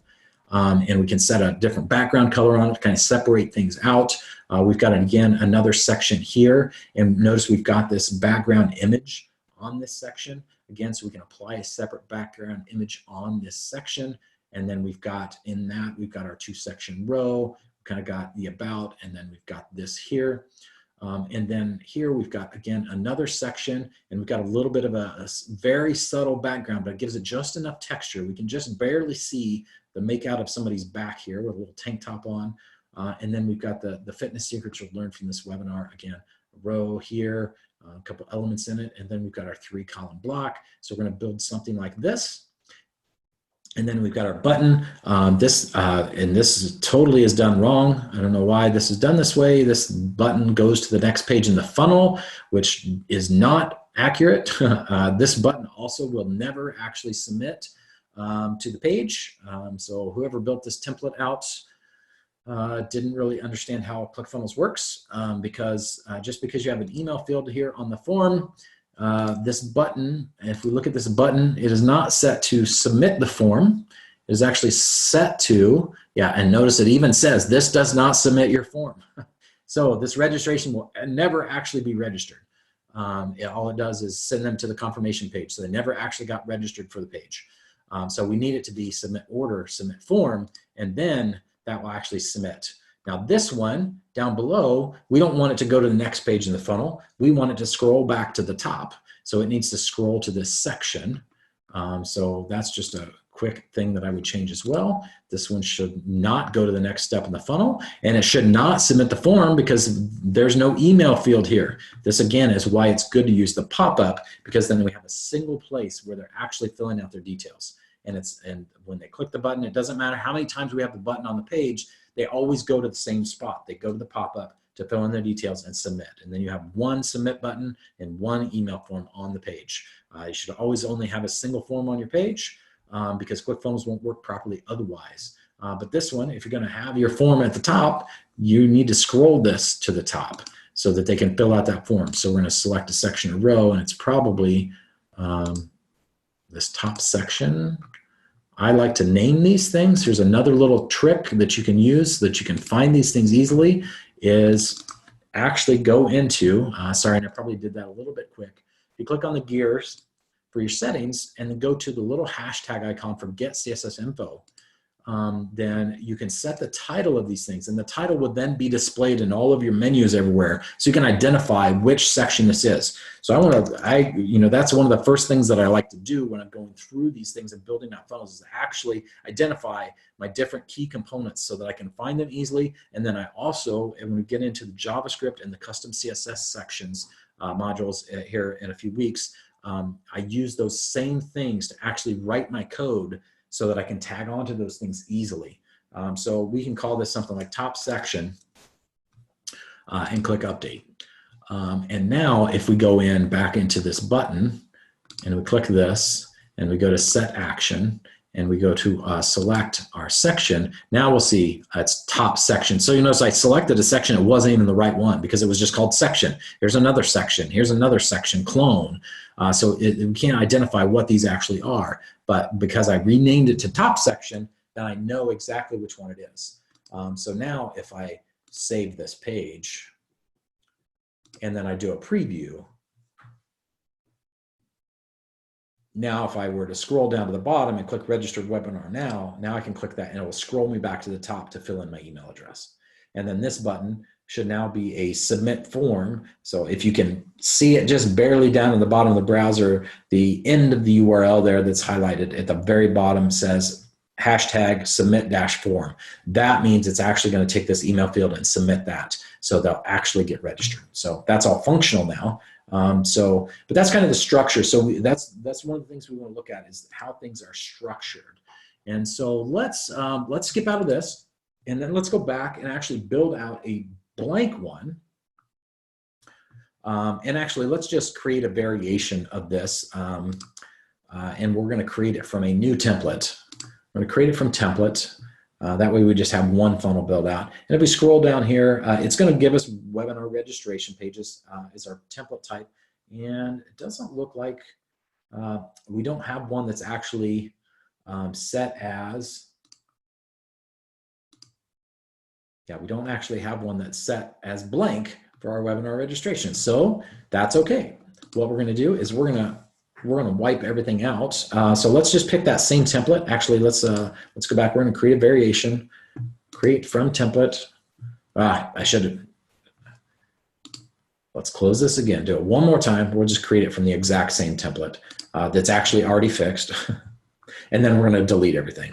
So we'll create a duplicate page from webinar registration. And then this one, we're going to go ahead and open up. And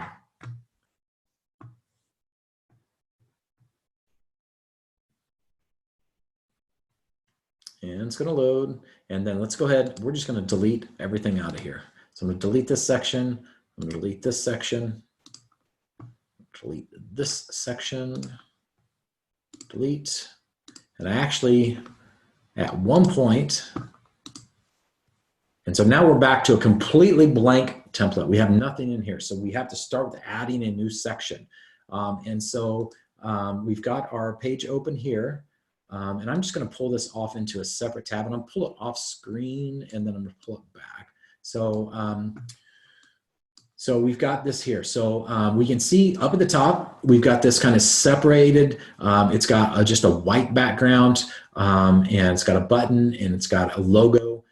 That is probably its own section. We want to set that into its own section. It's got a 2-column row in it. Then we've got this full background image. That's going to be its own section. And then we've got this thing here where it kind of overlaps. That is going to be, we can do that, and ClickFunnels are going to take a little bit. Actually, they may have fixed this by now. We're going to use what's called negative top margin to pull this box up from one section into the next. And so we're going to put this thing in its own section. And then we got this, what you'll learn in this webinar, and then the 3 secrets. Those can all be one section, and we'll just use a 1-column row and then a 3-column row. And then this here, again, it's got a full page width background image. So that's going to be its own section. And then this here, again, is just of all white background. So that's its own section. And then we've got a footer, looked like just a black footer down at the bottom. So that would be its own section. So we've got 1, 2, 3, 4, 5, 6, 7 sections that we need to add. And so I kind of look at these things when I'm looking at structure. If you're looking at kind of funnel hacking, and you're going and I want to build something similar to this, I'm going to use my own images, I'm going to use my own fonts, and I'm going to use maybe my own colors, but I want to make it somewhat similar to this. I like the structure of this. I'm going to make it say my own things. We're not stealing, we're not copying, but we're kind of we're taking the best features of something and we're using them in our own.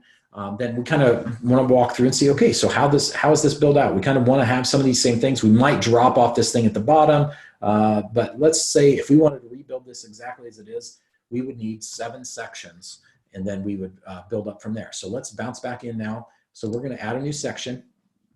The top one, it's going to be a full width section, and it's going to have a 2-column row because we had that we had the logo and the button. So let's go ahead and do a 2-column row. So now we've got that one built out, and then we want to add another section, and that's also going to be a full width. And if we go back and look at that one, that was this one here. This gives us a background image, but we've got just a single column here for a couple of headlines. So we had a couple of rows, or a single row with a couple of elements in it.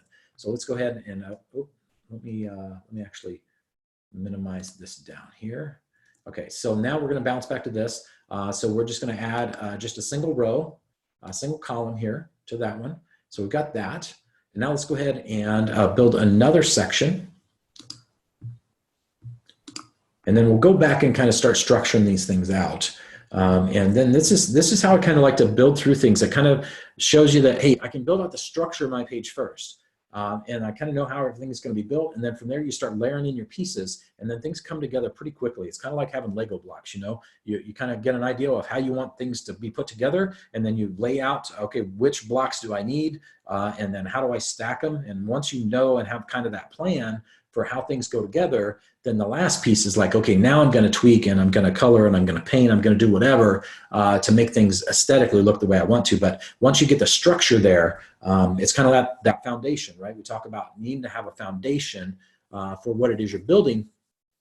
So once you have that foundation built out, that structure built out, it's kind of like framing a house. Once you have a plan for it, and you get the foundation laid, you can put the walls up pretty quickly. I've seen houses come together, the shell of a house come together in a day or 2 days. In fact, there's some people that sell kits for building your own house. If you're going to build a log cabin or something like that, where they'll ship you all the components, and as long as you have a level pad to put the frame on, they've got instructions for how you can use 3 or 4 people and put together the shell of a house in a day. But it's because the kind of the map you've laid out in advance what's my structure going to look like? How am I going to build the wall? So in this case, okay, I've got a section, I've got a 2-column row, I've got another section. This has just got a couple of, I could use different rows here. Sometimes that's kind of nice, or just use a couple of headlines within one row. I've got another section here, and it's all 1-column rows. I've got another section here where I've got a 1-column row, and then I've got a 3-column row. So we kind of map out that structure in advance. So we're just going to, now we just have to go through and kind of build that scaffolding. And so let's see. So we, which one are we building out here? So we've got our, this is our image background with our headline, right? So we've got our image background headline. And then we've got this section that is going to be all 1-column rows. And so we're going to build out, again, we're just going to add a new row. And in this one, we can see we've got this kind of border around this thing, and it pops a little bit. So what we're going to want to do with that one is, and I'm not sure how they structured this. Honestly, would have to go and play around a little bit to get these little wrapping banners off the tops. But this might actually be a 3-column row with where these are on the edges. And then this thing is in the center with its own. So these are, it's probably done with images in here somehow. So that, we're not going to worry too much about getting this effect. It's nice, but we're just going to worry about getting this overall, just pull this thing up and have it overlap. So we're just going to use a 1-column row. In essence, in reality, this is probably actually a 3-column row, but we're just going to build it as a 1-column row. So we added our 1-column row in here, and then we've got a new section. Sorry, Richard. Yeah, let me pull this microphone. Richard says the audio is coming in and out. Is everybody else kind of noticing that same thing? I'm not sure why it's doing that, but we'll pull this microphone closer. How's that? Is that a little bit better? Dan had mentioned the same thing last week. I wasn't quite sure what was causing it, but hopefully this is okay. Perfect. Richard says perfect. Okay, so good deal. I repositioned my microphone here, so you may see it in the screen now. Oh, you actually don't. I can see my own face, and it's not there. So cool. So yeah, definitely let me know if that changes, but we'll just kind of leave that centered straight in front of me. So so now we've got this. So we want to build up this section here, and so we've got this section of the block of what you'll learn in this webinar. So let's bounce back in. So now we need to create another section. And this one, again, it's going to be full width. And in this one, we actually have 2 different rows. We have a 1-column row because we're going to build out this first headline here. So this row is going to have a couple of things in it, and it's got a, it looks like it's got a headline and then another block of text below it. They're both 1 column. And actually, this is actually probably a 3-column.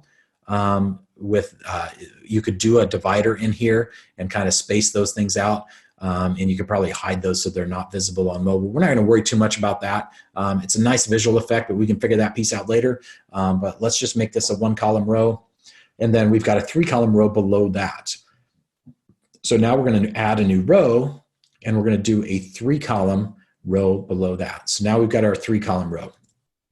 And then we've got this other block here with another little, with our urgency and scarcity. So that's a new section. So let's bounce into that. And then we're going to create a new section. And we're going to do full width. And then we're going to add a 1-column row into that. And I'm not going to worry about building out this section at the bottom, but we will put a footer on there. So let's go ahead and add one more section. So we're going to have 6 total sections here, if I remember correct. So we'll hit full width. And then we're going to add, let's see, yeah, we're going to keep the footer super simple. So we'll just do a 1-column, and it's just going to have everything in 1 block at the bottom. So we'll do that. And now I'm going to actually go back, and I'm going to name some of these things so they're easier to identify as we're looking through them. So we're going to call this, header section, and then we'll call this. We're going to call this the hero section. And I like that because it's got kind of that top, big background hero image. This is our hook, or maybe we'll just call it hook section. I kind of like that better, actually. So we'll call this hook section. Oop, hit my caps lock. There we go. So we're going to update that. And then we'll call this registration block. Or we'll call this details block, details section. There we go. And then this one is going to be our what you'll learn section. I'll just call this learn section. And then we've got here, we've got this is going to be our urgency section.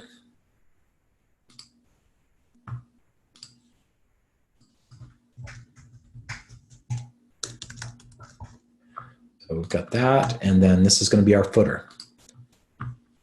And so we'll just call this one footer section.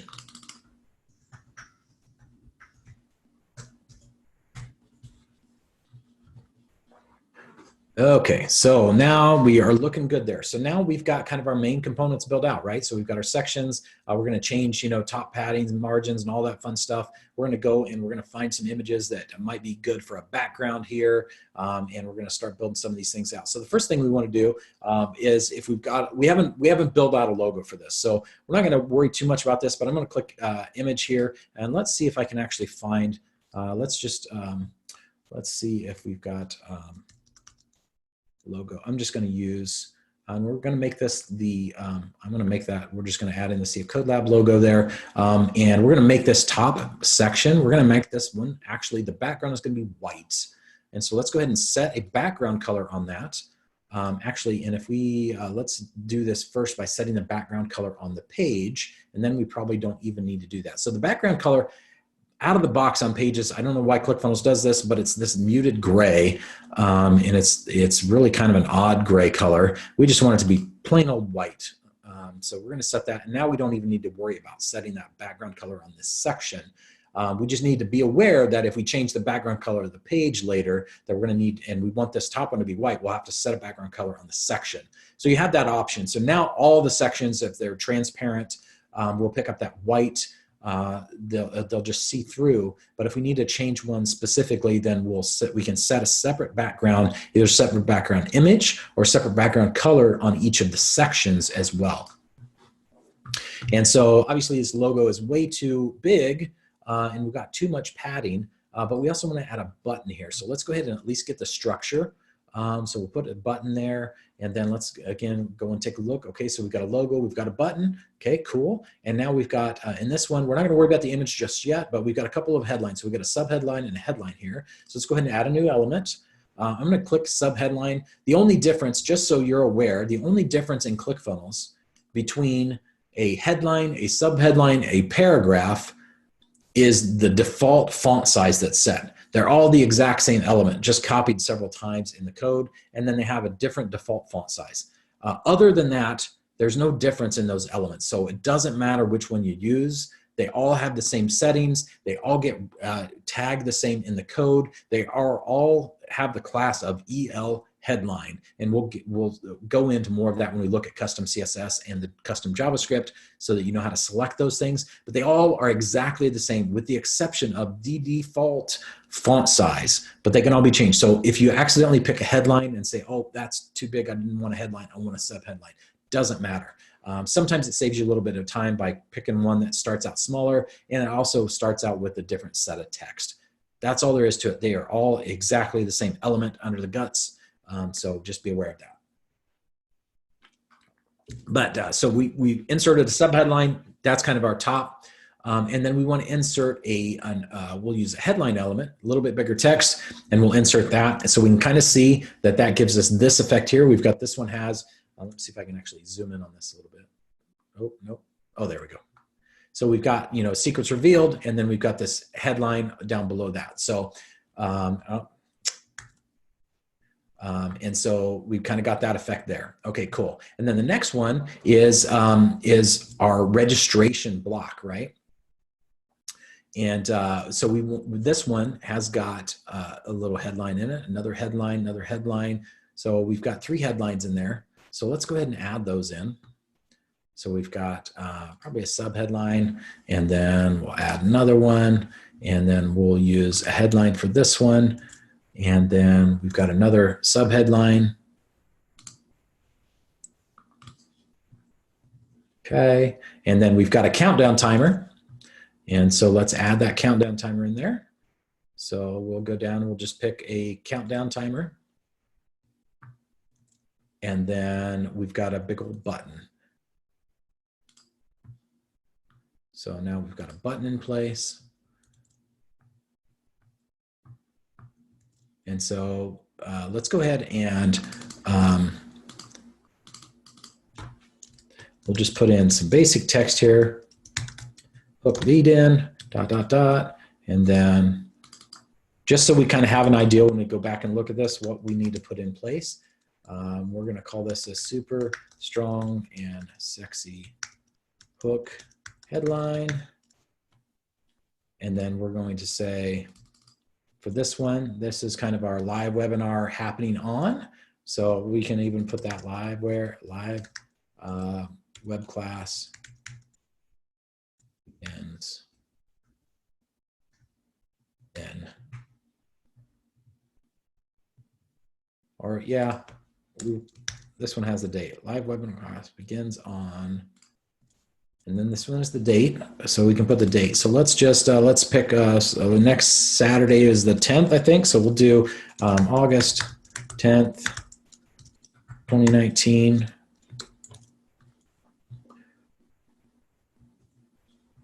And we'll say at 7 p.m. Eastern. This is one thing to be aware of, and you guys may have noticed this when you're looking at registering for different webinars, that if you put in just, and this is maybe just me from being a developer and having such a pain in the butt time with daylight savings time and all that stuff going back and forth, and it switches and dates are different depending on what time of the year it is and all that. But a lot of people, the general public, does not know that there's a difference between EDT, which is Eastern Daylight Time, and EST, which is Eastern Standard Time. Most people, if you put EST, they think it just means Eastern. But in reality, EDT and EST both exist all the time. And depending on which part of the world you're in, you know, so for example, Mountain Time, there are some states like Arizona that is in Mountain Time. They are in the Mountain Time zone. But part of the year they're in Pacific Standard Time. Part of the year they're in Mountain Standard Time. So they switch time zones, or they equate themselves with different time zones. So they don't switch. But for the rest of the Mountain Time zone that does observe daylight savings time, it's hard to keep track of. So I like to say, because most people don't, they just want to know, when is it happening in my time zone? So they just want to know, is it Mountain Time, Eastern Time, you know, Australian time? You know, now when you get worldwide time, so it's always best if you can define like a well-known time zone and just say Eastern time. If you put it in EST, that is actually not necessarily true. If you're in daylight savings time and you put EST for that time, then it can be confusing to some people, especially international people that may not be recognizing daylight savings time. If they were to go and look up what's EST for this date, Google will return them the Eastern Standard Time for that date. It doesn't look and say, oh, they mean what they really want to know is Eastern Time. No, if you ask specifically for Eastern Standard Time, that may be an hour off from what you expect. So I always like to just put Eastern, or ET for just Eastern Time, if you need to keep it short. Yeah, that's just something to think about when you're thinking of times. EDT and EST are two separate things. And EST, most people think EST stands for Eastern. It does not. It stands for Eastern Standard Time. So just something to be aware of. Sorry, that's my little rant on time zones, because they're a pain in the butt when you're programming. Okay, so we've got that build out, and then we've got our timer. And so let's set our timer now. We're going to count down to that August 10th date. So we're going to say 08/10/2019. Oh, messed that one up, 2019. And we're going to pick their time here, and that is going to be 7 p.m. And notice it's EST here.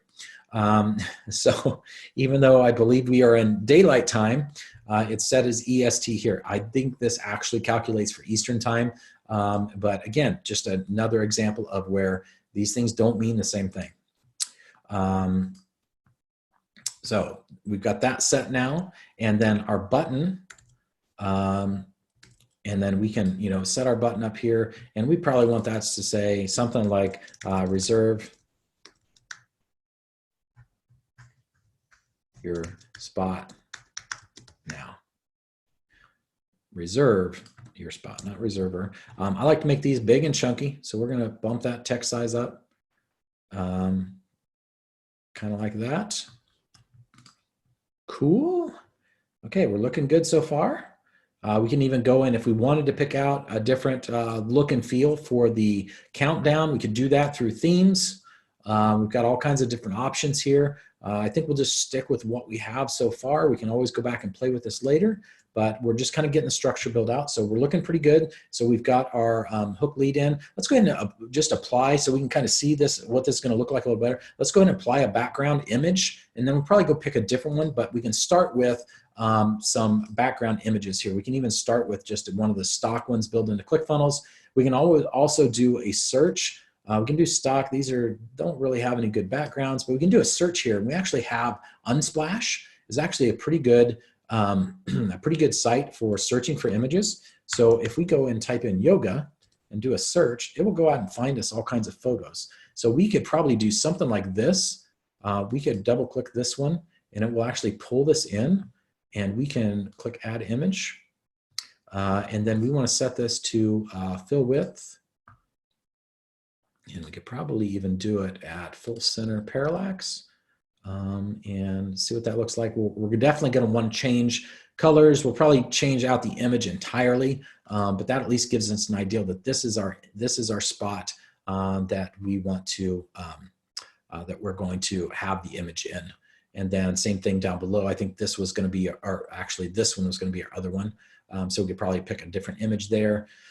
And so we're looking good. We're getting our structure built out. And now this one, let's look again. So we're going to build out what you'll learn in this webinar.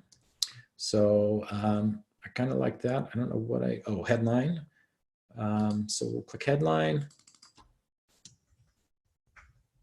And that's pretty universal.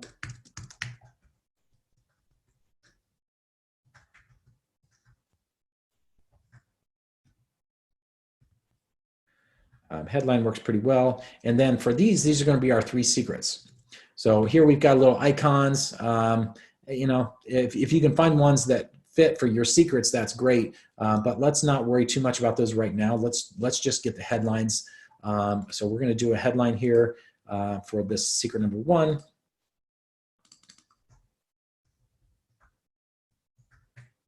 And then what we can actually do to speed up the process a little bit is we can actually clone this out and then just drag these over.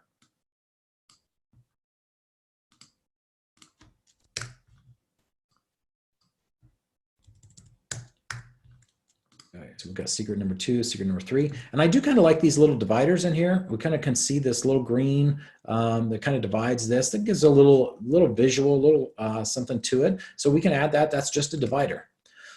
So if we can go in here and look, if we scroll down, there's actually a divider element. So we can add that in here, and we can then click on our settings. It's probably got a ton of margin up at the top. We probably don't need that. So yeah, that sets it down to 0. We probably do it like 10. There we go. And then you can change the width of it and say, okay, I only really want it to be like 30%. And I want it to be center aligned to kind of match up. And then I want it to be, that one was pretty chunky. It was like 3 pixels. And then I want to set a different color for it. So let's, you know, that green is pretty similar to what was on this page here. Yep, pretty darn similar. It's probably exactly the same color, honestly. And then again, we can just clone this and then drag it over here. That way we've already got all the settings are already set, and we've got it going there. And then now we want to add a, let's add a paragraph.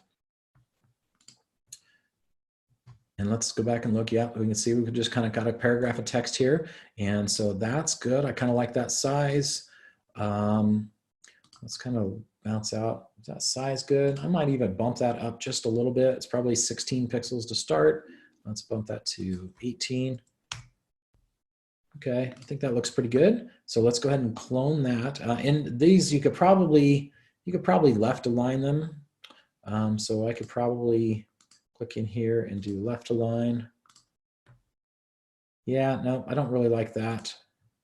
Let's go ahead and make this center aligned again. Okay, great. And now we're going to do the same. We're just going to clone this and we're going to drag, and we're going to drag. And now we've got our blocks laid out. Okay, so we've got our structure here. And then our next one is this block here. So we've got a couple of headlines. We've got a headline, subheadline, and a button. So we are going to go ahead and add headline. And then I think we had a subheadline. And then add a button. Okay, and then this one, let's go ahead and add a background image. So we remember that we want to swap this out with something down the road. Let's just put this one in as a as one of the basics, and let's do something like this green one here. We're going to do add image, and we're going to set it as we'll set that as full center parallax.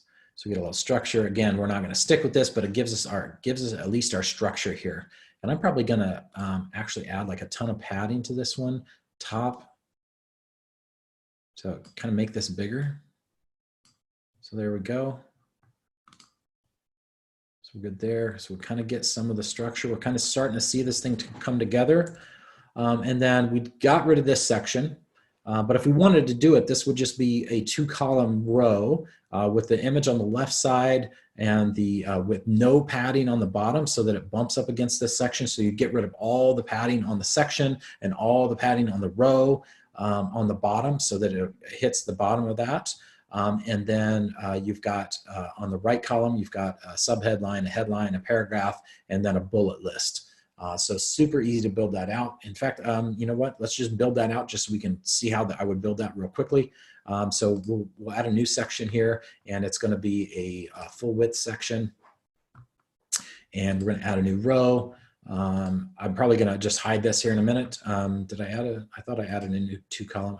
Sometimes if I move the mouse while I'm clicking it, it doesn't stick. So now we're going to build it. And so now we're going to add an image. So add an image, and then we're going to add, did we have a headline first? We had a subheadline, and then we're going to have a headline, and we're going to have a paragraph, and then we're going to do a bulleted list.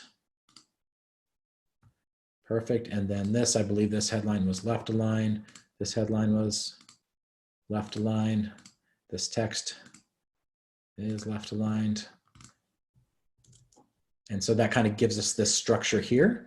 And then if we were to look at images here, let's see if I have any good ones. I don't think I probably do. Here, we could do something like this. We'll just throw that in there. And so we've got that.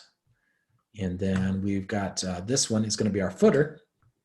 And so we're just going to throw in a headline here. And we're actually going to make this, so we're going to say, you know, copyright 19. And here's a little bit of a trick. ClickFunnels now accepts emojis and UTF-8 characters and things like the copyright symbol and all that. And so you can actually use those. If you're on a Mac, it's real easy. If you're on Windows, you can do it as well. I think on Windows, it's like Shift Windows key semicolon. It will actually open up what's called the emoji viewer. And I've got, you can actually set this in preferences in Mac to have this show your keyboard preferences on the tab up the top. Are you guys able to see this okay? The very top part of my screen?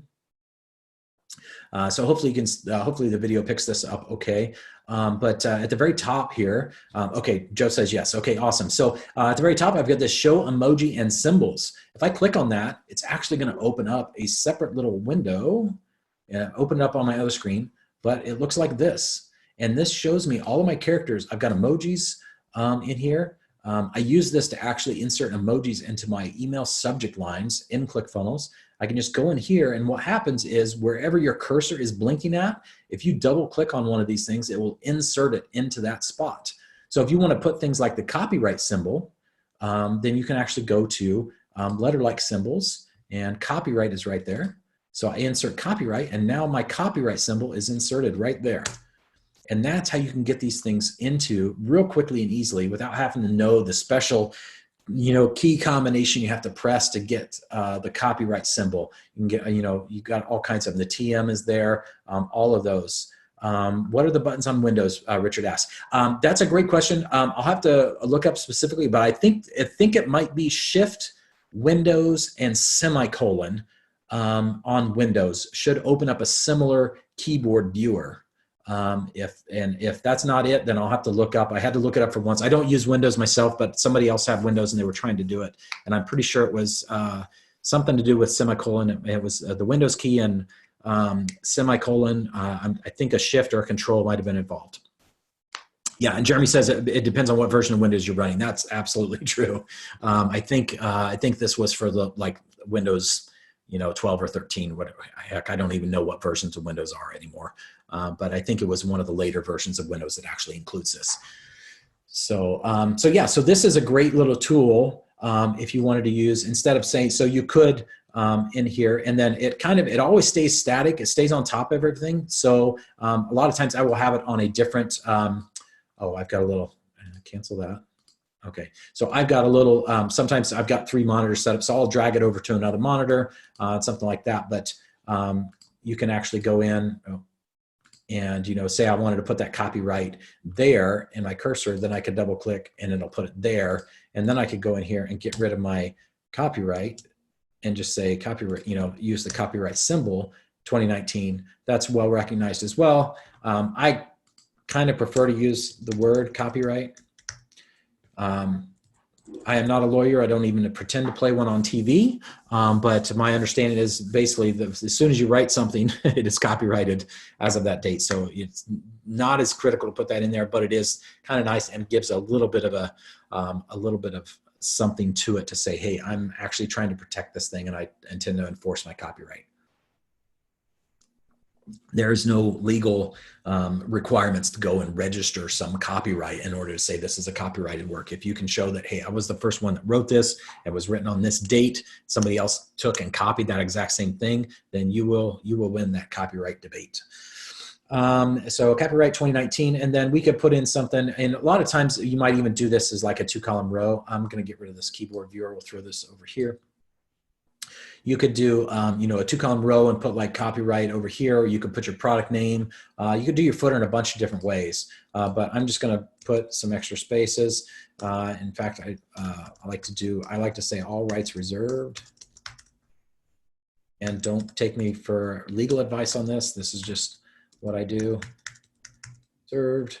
And then you could do, another row down below that, or another headline down below that, and use that to do nav elements, or you could do an actual navigation element. I just kind of like to use, we'll even just do it as a paragraph.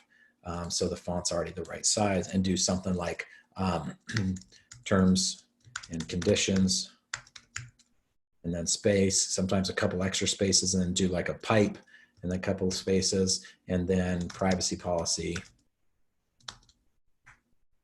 Space, do it slow, because if you double space, sometimes that'll add a period on Mac, and then income disclosure, and then these you can each individually turn into links. So just click link, and that's great. And then we could go back and put those links in later, but at least lets us know that we want these to be links. I want to close this out, and I want to click back on this. Now create it as a link. Cool. And I keep forgetting to close it out, and now we're going to link it again. Okay, cool. So now we've got these things. So we got our links there, and obviously we're going to make this much, much smaller. So we'll probably make this something like 16. Probably doesn't need to be bold, but it can be. We could probably get rid of some padding. We probably got some top margin at the top of this thing. Yeah, 15. We can suck those things up against each other. Maybe put 5 pixels there. Yeah, do something a little like this. And then we want to probably give this its own color, its own background color. So we're just going to do a background color down at the bottom of this, and we'll make it kind of a dark gray like this. Maybe something like that. We could make it this green color. We could do a lot of different things. We'll just make it this green color for now. And so now we want this image to bump right up against the bottom, right? And obviously this woman is headless, the one that we have in our example here. She's got a head, so we're not gonna worry about how to suck it up to the top, but let's make sure this gets sucked up to the bottom. So now if we actually go into our row here and we get rid of all the bottom padding, and then we go into this section and we do the same thing, get rid of all of our bottom padding, then we should be pretty darn close to sucked up. I'm not sure. There might actually be a couple, because that should suck up all the way to the bottom. I think there might actually be a couple of pixels of white space around the bottom of this image. So, but that's how you kind of get that image down to the bottom of that. And that actually honestly looks pretty good, just the way that it is. So just for reference, that's how we kind of do that. And so now we can kind of see we've got a pretty similar structure. The things that we don't have yet is we don't have a shadow around this, and we don't have it sucked up into this. And so, and we also, this one is, you know, obviously the full width of this row is available. So we won't kind of make that, the one that's in our example is, you know, a little bit narrower. It's sucked up a little bit against these things. So let's, we can do that by just simply changing the width of this row. And now if we go and look at it, now it's getting closer. In fact, let's go ahead and go and put a border around this. So let's go ahead and go into advanced, and then we're going to do the corner radius. Let's go ahead and keep it square. Our example is square. Oh, our example is square, and I kind of like that. So we'll keep our corner radius square, but that would be where you can add, you know, 5, 10, 15, 20 pixels of roundness to the corners. We'll leave those square, but we're going to go ahead and turn on our border. We're going to do a full border all the way around. And we don't want it to be 3 pixels. We want it to be 1. We kind of want it to, out of the box, we've got kind of a dark border that's got some transparency to it. We could pick just a lighter gray that's got full transparency. We've got a real light gray here. I kind of like that. So now we can at least see the border. So when we're changing our width, we kind of know when we get to that sweet spot. Okay, I think that looks pretty good. And now also that row has a drop shadow on it.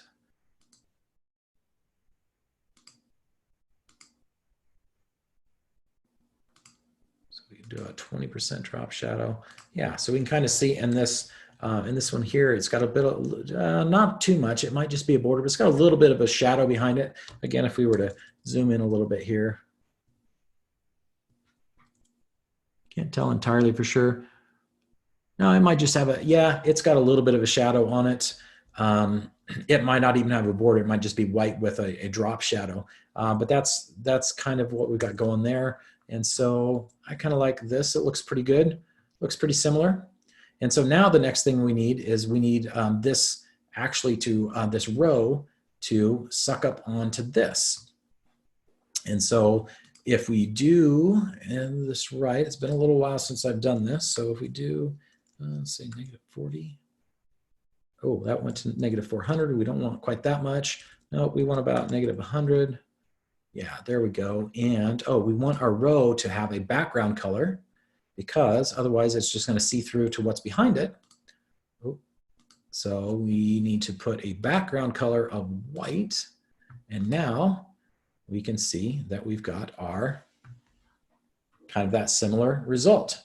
And so let's save this since we haven't saved any of our work along the way, which is usually a bad idea, but I've just been kind of hammering on. So now we kind of see we've got the basic structure that we laid out from over here. So now we're missing this banner, and when we really get down into it, we'd probably tweak that, but that's not our biggest and most important piece right now. And I'm not a huge fan of this section. So I might actually just hide that. And honestly, at that point, I would probably change this background color back to white since we have a background image on this one here. And so we'll save our page and we'll just do a quick preview. And so we can see even in the live view, obviously we need to change a lot of things, but we get the little parallax effect on our two background images, which are kind of cool. And then We've got our box in here. We've got our timers working, counting down. We've got our big old button. We've got this. We got our section here. So we've got a lot of content to add, but we've got the structure. And so we've got a structure going, and we're looking pretty good. How are we doing so far? I honestly could use a little bit of a break. Do we want to take a little bit of a breather break here before we jump into the rest of it and we start really mocking this thing out and start putting some content in here, start connecting things up?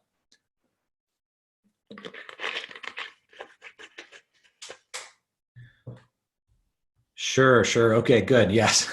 Joe says nice. Sure. Yeah. Let's do this. Let's take a 10-minute break.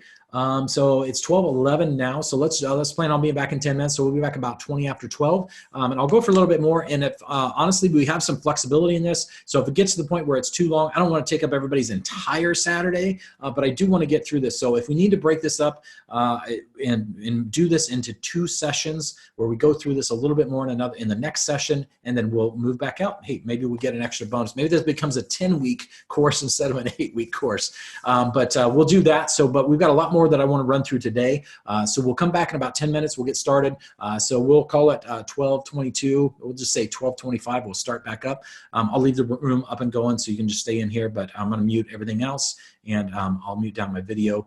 And then we'll get going. So I'll see you all in just a few minutes. Okay, we'll give it another minute here make sure everybody jumps back on, or if everybody wants to throw in the chat if they're back, then we'll get started again. Able to get fresh water, a little bit of a snack. And I know Jeremy had to drop off. No, actually, it looks like he's still on. Joe says he's back. So it doesn't look like Dan's on. I'm not sure if Dan had to drop off for good or if he'll be back. So we'll give it another, well, we're at 12:25. So we don't want to hold up everybody's time. I know it's been a long Saturday morning already. And Jeremy says still here for a while. Okay, good. So we'll jump back in and get started. See if I can refresh my memory real quick where we left off. What we'll probably end up doing is breaking this into another session. I had gone through and there's a ton of stuff that we want to make sure and cover, and I want to make sure that you guys all get the best out of this that you possibly can. So I'll make sure that I can cover everything that we possibly can when it comes to building out these funnels and getting this going. We've got more to go through. So there's definitely going to be some bonus sessions to come on this one. So, but for right now, what we've got is pretty good compared to. It's actually horrible, honestly, but it's the structure-wise matches up pretty close to what we have here. And as I was walking back into the room, I thought about something, and that is the fact that this logo and button up here at the top is not something that I would normally recommend. Really, you don't want the logo and the button up top. They can be okay. But the logos are all about brand recognition. At this point, especially if you're running this to a cold audience, they aren't going to know your brand. They don't need to know your brand. They just need to be drawn in by this sexy hook and then get them to reserve. So I honestly would not put this up here, especially on a cold registration form. If this was a warm audience, a hot audience that knows the brand, and is interested in only coming and are more likely to visit and more likely to register because they recognize the brand, then yes, absolutely. But in this case, we're looking at what can we do to connect with a colder audience. So the logo up top is not really not something that I would recommend. So what we're going to do instead is we're going to take a little bit of what we'd seen from some of these other examples, like this one here, where we've got a headline up at the top that gives them more of that, definition of what this is and the urgency and scarcity. So we're going to build that in instead. So we're going to do that by adding just a 1-column row, and we're going to add in a headline. We'll do a subheadline, and then we'll just say build up some urgency and scarcity. There. And then we will just take this and we will get rid of this row. And then to kind of save some space up top, we're going to start off by getting rid of some of this padding. And we're going to maybe take that down to 5. Take that down to 5. See how we're looking? That didn't see. Oh, we've got padding on our row here as well. So we've got our padding down on our section, but we want to take our padding down on our row as well. So we're going to take that down to 5 and that down to 5 and see how we look now. Okay, so that's looking a little bit more like what we want. And I kind of like to have a little bit of a drop shadow sort of effect on this down below it. So like the top of the photo has a little drop shadow. So we can do, it's just a little visual aesthetic thing. So we can actually do a drop shadow on this section and give it like a 30% drop shadow. And we should see, not seeing it play out here. Let's save it and see what we get. We might have to do a little bit of a margin at the top of our next section. So let's do a little preview. Yeah, it's not showing up there. So I think that's what we got. Without enough margin there, it doesn't actually show the drop shadow. And so what we want to do is we give this a little bit of a top margin, say a 10 pixel. That's too much.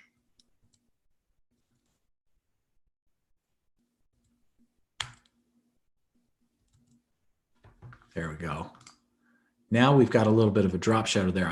It's a little bit too much, so we want to weaken it just a little bit. So we'll do like a 20% drop shadow. And then maybe give it a little less margin.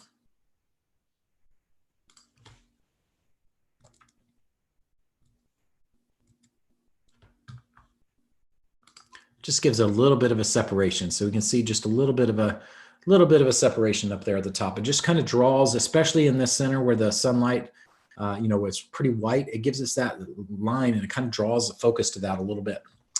So yeah, so we do that. So those are just some basic things here. So the next big things that we'd want to do in this one is obviously we need to craft our hook. And we need to make that super strong. And so you can kind of tell from some of these, you know, attention entrepreneurs, small business owners, online marketers, and marketing agencies, that's a good lead in. So that's what we're looking at here is a good lead in. Now, obviously, it's good for this one. It's not necessarily good for what we're looking at. Obviously, we've got this warning, your website is dead, or attention, all business owners with a website. That's a good lead in. Let's look at, Lawrence, what we have here. Would you like the freedom to work from home and spend more time with your family? So this is a question-based one. I kind of like that. So if we were to do something like that here, then we could do something like, is your yoga studio sucking the joy out? And let's do, is owning your yoga studio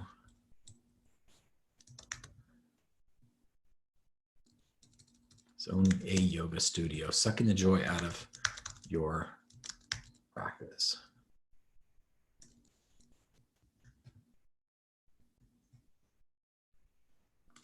So yeah, I like something like that. Is owning a yoga studio, sucking the joy out of life. Something like that. We won't go in and spend a ton of time on this because I know we're already kind of running a little bit long today, but those are the things that we'd start building out. We'd start filling in some content. And then we'd go back and we'd start, okay, so we've got some good content. We'd go and probably start looking at some better images. And let's, trying to see, let's see if we can find a better image on this one right off the bat. So we've got yoga, that one's pretty dark. We could do a dark one with some, that one's kind of cool. This is kind of cool. Trying to see if we can find one that's going to work well with our text. So we either need to have light text on a dark image, or we need to have a really super light image.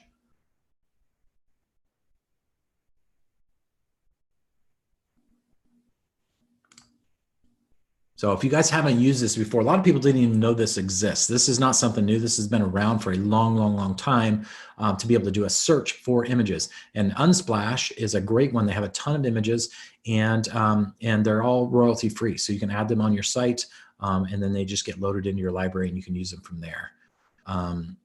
So let's see if anything. Let's see if we can actually. Search for yoga studio, see if anything comes up.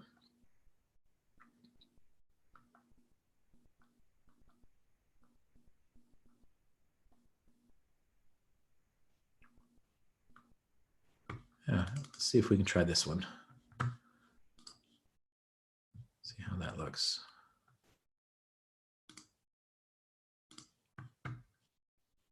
Relax. Okay. Well, let's not play around with that too much today. I don't want to take up a ton of people's time, but we'd basically be looking for an image, and we'd probably end up really kind of meshing this out in the back, kind of like what we saw before with this image here. You know, it's a black and white image. You can actually do, you can take and do some treatments. We might even make that part of the next session, is to actually find a treatment and show you how to use some free tools to do that. You can use things like Canva to apply a little overlay. You can use some online editing tools to do all kinds of different stuff. You can also do some custom CSS to do a little bit of a blur effect or to suck that into the background a little bit.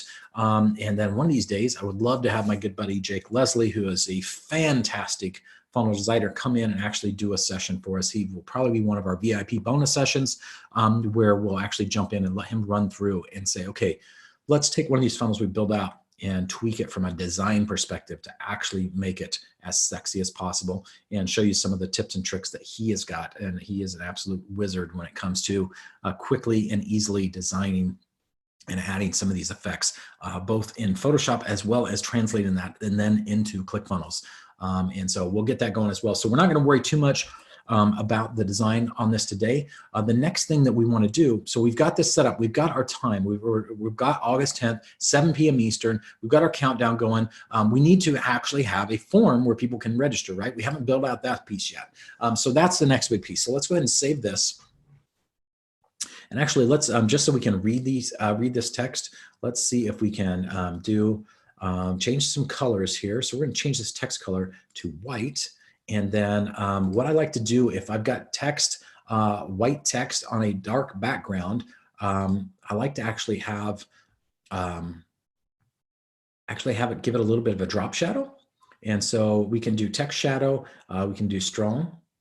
And so that's going to make it pop out there. So now we can actually read it on this, even when it's in this white on almost white.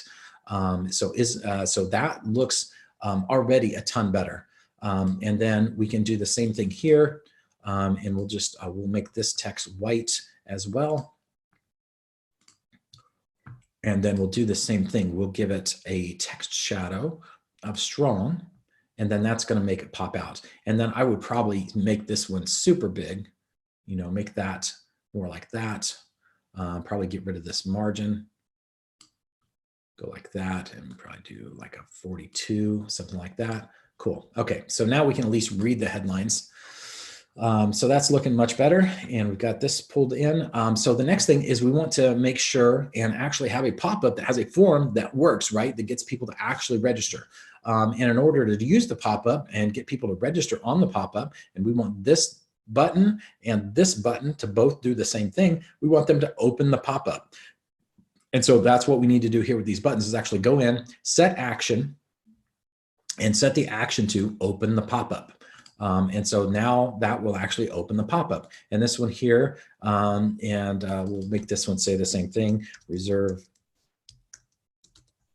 your spot now. And then we'll do set action, open the pop-up. Great. So that way it doesn't matter where they're at on the page. When they click the button, it's going to open the pop-up. And now the pop-up, if we do show pop-up, we get kind of a crazy looking pop-up here. Oh, that's because it's left over. Even though we deleted everything else, we didn't delete all this stuff out. So let's do that. Let's delete this out. We're going to start with a clean pop-up. Delete that out. And so now we're at add a new row. Now let's edit pop-up settings. Let's get rid of this. You probably want a border. I like turn the square images. I kind of like having some edges. So we can do like 5 pixel rounded edges. You kind of see these edges rounded here a little bit. We want a full border. This is set at 5 pixels. I kind of like doing like a 2 pixel, maybe a 3 pixel. These things you can play with a little bit more. And usually it's like a gray, kind of like that color. gray, and we can't really see it there very well there. Do a drop shadow.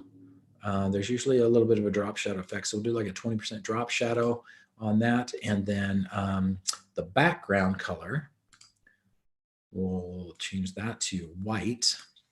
And then the backdrop, this is the one that I talked about where it needs to be really dark so that the rest of the page is, very, very much darkened out. And the focus is just on the actual pop-up itself. So that's the backdrop color here. And if we click this and open it, we'll notice this one's probably been modified from whoever built the theme, but you'll notice it's only 0.56. So you're setting it to, an RGBA color here that's a bit of a blue. Let's set this to black. And now the page is entirely gone, right? And this isn't even full black. This is actually a little bit of a gray. But now we can just take this transparency slider and drag it down a little bit to even like 0.9.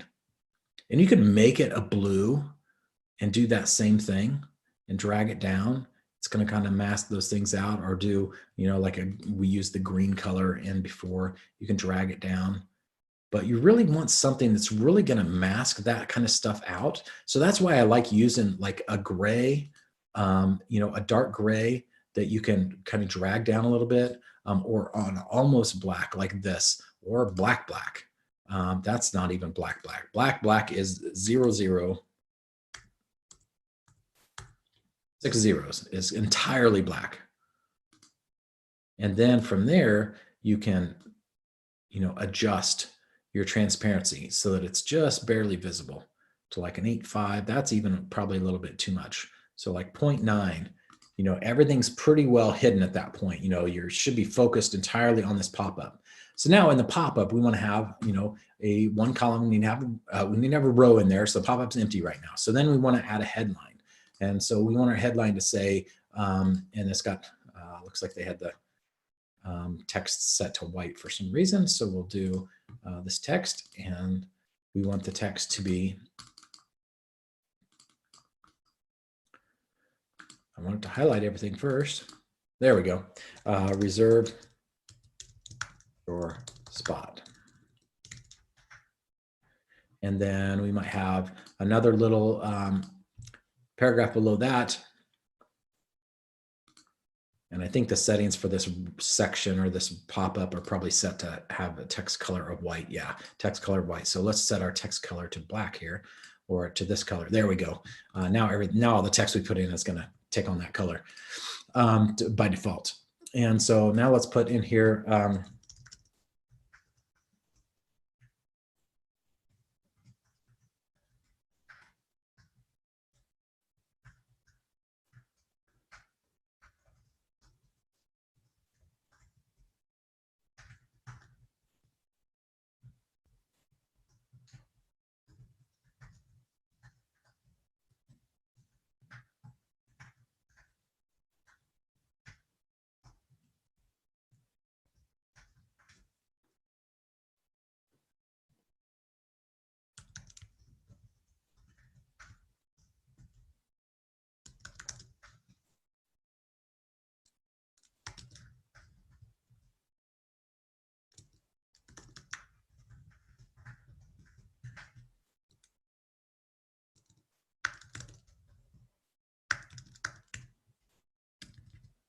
okay, something like that. So again, we're just kind of reinforcing the urgency and scarcity. Just enter your name and email below to reserve your spot on this exclusive live training. Seats are very limited, so please be sure to jump on early to make sure you have your spot when the training starts. So we've kind of got that going here, so that's great. And then I'd probably, what you can do sometimes is actually put in a new row, and we'll do another one column row. This just kind of helps separate things out a little bit, so you can kind of style things separately. Maybe make this one narrower than one up above if you want to, but sometimes having multiple rows and stuff gives you a better way to kind of separate out, because there are some things you can do on a row that you can't do on an individual element, like add borders around the entire row, or shrink the width of it down to a specific thing. So I like to add rows in when you can. So I'd probably also get rid of some of this padding here. We'll get that. There we go. Maybe a little bit of padding. We'll do 5. There we go. And then let's maybe get rid of some of the padding up at the top of this row so that it sucks up to the top a little bit more. So we'll do like 10, okay, cool. And then now we want to make sure we have our form. And so on this, this is one thing that I highly recommend. When you're looking at building these things out, don't collect anything more than you're actually going to use or anything that you're actually going to need. So don't put in name, email, and phone number if you're never going to send a text message, or if you're never going to actually personalize the emails that go to the person that you're sending out about the webinar. When you collect an order form later, you're going to collect name and email address because you're going to need that for your order. So if you're not going to use it prior to them making a sale, prior to them making a purchase, then don't collect it. Just collect email address. So start with email address. You have to have that, but you don't need anything else unless the system that you're interacting with needs that in order to make the registration. Some systems require, I believe GoToWebinar requires first name and last name to make a registration, if I remember correctly. I don't believe that Zoom has any of those, but we're going to test out and we're going to find out. We're going to add an input, and we want that input to be your email address. And so we've added a new input field, and then we want to go in for the input type, select email address. Now the placeholder by default is your email address here. So that's good enough. That's really what we need there. And then we need a button, right? And let's put that button in a new row again, so we can change the width of that row if we want to. So the button we can make the button, say, fluid, so that fills up the entire width of the row, but maybe we want to shrink the row down a little bit so the button's wide, but it's not as wide as the field. And I'll show you what I mean by that here in a second. So we're going to add a new element, and we're going to add a button. And we're going to make the button say, reserve your spot. Oh, post. Wow, I got super dyslexic there for a moment. And then the font size, I really like to make these things big and chunky. So we'll do 32. And then sometimes from mobile, and we haven't even gotten into mobile optimization yet, so we'll do that on another session because there's a lot to that as well. And we've got the colors there. We're not going to worry about that right now. The other thing we can do is go into advanced, and then our button width, if we do fill width, you'll notice our button gets super wide, and that's okay. That looks okay. We can also add what's vertical space. So if we want to make that button a little taller, which I kind of like, we can do that. If we say we want it to be fluid, but we want it to be wider, we want, it's like, it sucks up a little bit too much of the text. You can actually add horizontal space to these buttons and click 40, and it'll actually add a little bit of extra padding on the left and right of that button, a little more horizontal space. So that looks pretty good. But out of the box, I think it's 25. If you want to do full width or fill width, you can do that because you're limited on horizontal space. You can only take it up to 40. That's the max, unless you do custom CSS, which we can do. But because we put this in its own row, what we can do is this: leave it at fill width. We may not want it to be this wide, but we want it to be wider than what we can do with 40. What you can do is actually in this row, let's take down our padding first, our top and bottom. Let's set this at like 5.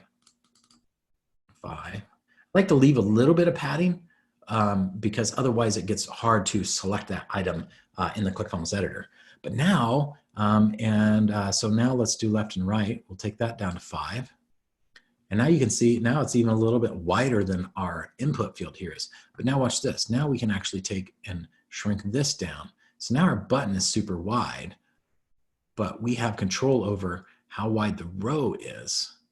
So we can make it a little bit bigger if we want. So that's one way you can make that happen. So we'll just leave it like that for now. But now we want to actually go in and set this one. And now we need this to actually submit our form. So we're going to click Submit Form Order. We're going to click on that there.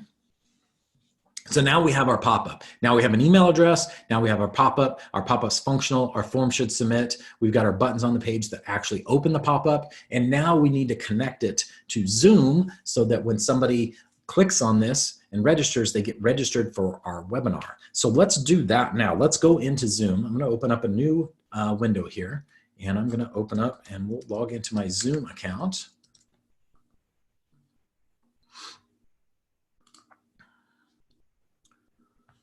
And let's see, I'm going to go to webinars. and I'm going to schedule a webinar, and we're going to call this Yoga Funnel Secrets. And I probably would name this something else. Actually, I would not name it Yoga Funnel Secrets. What I would do is I would name it my hook. So I would call it let's call it something. So I would come up with my hook first. Secrets to building a yoga studio you love. Secrets to owning a yoga studio you love. Something like that. Much, much, much better hook. That's a horrible one. But you're going to want to take your hook, your kind of main hook here, like this, learn how I became a highly paid virtual consultant and how you can do it too. Take that hook and make that the topic of your webinar. And then you can give it some additional description here as well, because what's going to happen is that topic is going to get pulled into the reminder emails. And so you want that to tie in. You don't want it to tie into your product name because they don't even know you have a product yet. So you want to tie that into the actual hook, not into the actual product. And then, so we've got that. And then we want to set a date. So we said it was going to be August 10th. So we're going to set it for August 10th, and we were going to set it for 7 p.m. So we're going to set it for 7 p.m. and we're going to set it to go for 2 hours, because generally your webinar, or your perfect webinar presentations are going to be about 90 minutes to 2 hours with Q&A. So, you know, if you're doing, basically 90 minutes of presentation, you've got basically 30 minutes of intro, story, and kind of introduction of the vehicle. And then you've got your kind of 3 stories to go from there. And then you've got your hook and your offer take up about half an hour. So you're going to run into kind of 3 main chunks, kind of your intro, background, your origin story, about 30 minutes. And then your 3 secrets, your stories there for each of those will run about 30 minutes. And then your hook and your offer will run about 30 minutes. And then you can have Q&A after that. That walks through and answers questions. So you're going to want to reserve about 2 hours. Zoom's not going to shut you off at 2 hours. It's just, this gives people an idea of what to expect. So we're going to set it for 2 hours, and then we're going to set this to Eastern time, because out of the box for me, because I'm in Mountain, I've got mine set to Mountain time. So I want to set this to Eastern time. So we're going to do Eastern time. That's the time. It's not recurring. Registration, we're going to set as required, because we want people to register. And the video, you always want, so this is for the host and for the panelists. People are coming in as registrants, not either one of these. So you can promote somebody to a panelist, but I like to make sure the video is turned off and off for these. And then I like to set it, you can do telephone or computer audio, and do both. I often just set it to computer audio, but you can leave it by the default. And you can have Q&A, that's good. What I would recommend, I'm not going to get into actually running a webinar because it's going to be different for everybody. But if you enable the practice session, it enables you to actually start the webinar before you let people in. And then that allows you to make sure your audio and your microphone, your video and all of that stuff is actually up and functional, working before you actually start the webinar live. So that's not a bad idea, especially when you're doing a live webinar to customers. And so you can do enable practice session, make the webinar on demand, and record the webinar automatically. I definitely like to check this, and then I put in the cloud. Just make sure, like this recording that we're doing today is probably going to bump me over my max. You can actually buy more space with Zoom, but it will probably say, hey, you've got a few sessions here out in the cloud still. You need to delete some to make room. But you can do in the cloud. And record the webinar automatically. And then there's some advanced options here. You can just set alternative hosts, so other people that are going to log in if you wanted to. But generally, you're probably not going to need to unless you're doing like a JV webinar with somebody else. And then we're going to do schedule. And so now we've got it scheduled. And now this is here. So now, because I have Zoom already connected, and we ran through and connected this before, in the last session, I believe we connected Zoom, or walked through the process of connecting Zoom to the ClickFunnels account. Because I have that on my page now, or connected to my ClickFunnels account, now I just need to go in and go to settings and integrations on my registration form and say select an integration and pick my Zoom account. and it's going to load. It's going to call out to the Zoom API. It's going to say, action, what do you want to do? I'm going to add to a webinar. It's going to go out and pick out my webinars. And now my webinar is there. And I just pick that webinar. And now it's going to say it's connected. And that's all there is to it. So now when I save this page, now it's got a connection to my Zoom webinar, so that when somebody registers, it's automatically going to register to the Zoom webinar. And so if we go in now and preview this, one of two things is going to happen. Well, actually, two things are going to happen. One, it's going to go right back to the exact same page because we don't have a thank you page built out yet. And then it should actually notice we should be able to go into Zoom and see a new registrant, and that is going to be our registration. So let's go ahead and test it. We can see we've got our image here, and this is actually looking really good. I actually kind of like this image, although you don't see the person doing yoga behind it, but this looks good. And so obviously this image needs to change, and we definitely need to do some sprucing up, but overall it looks pretty good. And we'll click reserve your spot now. And then let's put in an email address. I'm going to put in a test email. This is a great way to test your registrations because you need a unique one in ClickFunnels. You kind of want to see a uniqueness, and you'll need a uniqueness in Zoom. It's not going to register people multiple times in Zoom. So you need a unique email address, and this is a quick way to do it. If you use Gmail, it works out of the box. Or if you use a system that uses Gmail, it works out of the box. And I believe that probably 95% of most email systems now today support this, and that is using a plus and then anything else. So basically anything between the plus sign and the @ sign in your email just gets ignored. So my email is jamie@cfprotools.com, but I can do Jamie plus, and then I like to use the date. So it's 08/03/19, and then I put a -1 for my first test, -2 for my second test, -3 for my third test, so on and so forth, so that I get a unique email address for every test that I'm running, and then cf@cfprotools.com. So now I have a unique email address. So now I can click reserve your spot. Now this is going to say submitting, and then I'm going to just see my webinar registration page reload. And that is because I don't have a thank you page. So there's no next step in the funnel. So the process then for the next step in the funnel is to just come back to this same step. But let's go into our Zoom account now, and let's take a look. So we should be able to go now back to our webinars list and see our webinar. So let's click on this to open up this, and we should see, so I do have a 100 webinar size. So this, you can actually say only 100 seats available. You can use that in your urgency and scarcity. And we'll see, we have registrants of 1, automatically approved. We click view, and you can see that my registration is right there. And so what it does if you don't actually have a name field is it actually inserts, ClickFunnels will send over, and Zoom will take basically the email address and put it in as the name as well. So then you get, that's why you see this email address in here twice. It strips off for first name and last name.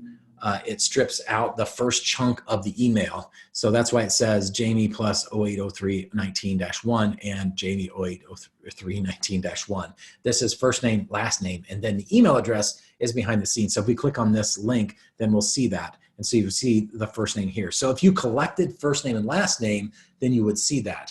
We're not worried about that. Just let it show up like this in Zoom. Unless you're going to use those fields in your email series, don't collect the fields. Don't worry about it.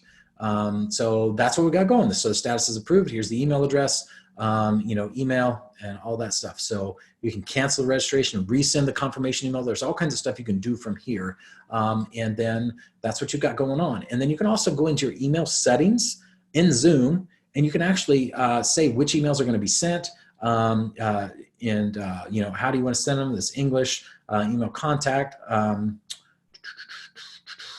So that's your email address, name, email address, and then confirmation emails to register sent upon registration. So you can actually edit this email. In Zoom, there's not a ton you can do. So the meeting topic confirmation. So this is going to say, whatever the meeting topic is. And so you might change this to something to like you're registered for : and then the topic. You might change that up a little bit. This confirmation at the end of that may not read perfectly, so just keep those things in mind. And these are just placeholders, and there should be a little area where you can actually find the placeholders. I thought they had a little key for what the placeholders are, but it doesn't look like it. But you know, hey, it says right here, hey, username, thanks for registering for Secrets to Owning a Yoga Studio Love. Yeah, so that's, and then this is going to say Secrets to Owning a Yoga Studio Love. And so you might want to make this confirmed, you know, yoga secrets to owning yoga studio love right there, and save that. And then you can enter some additional text here, another paragraph, but it's always going to start with this. Okay.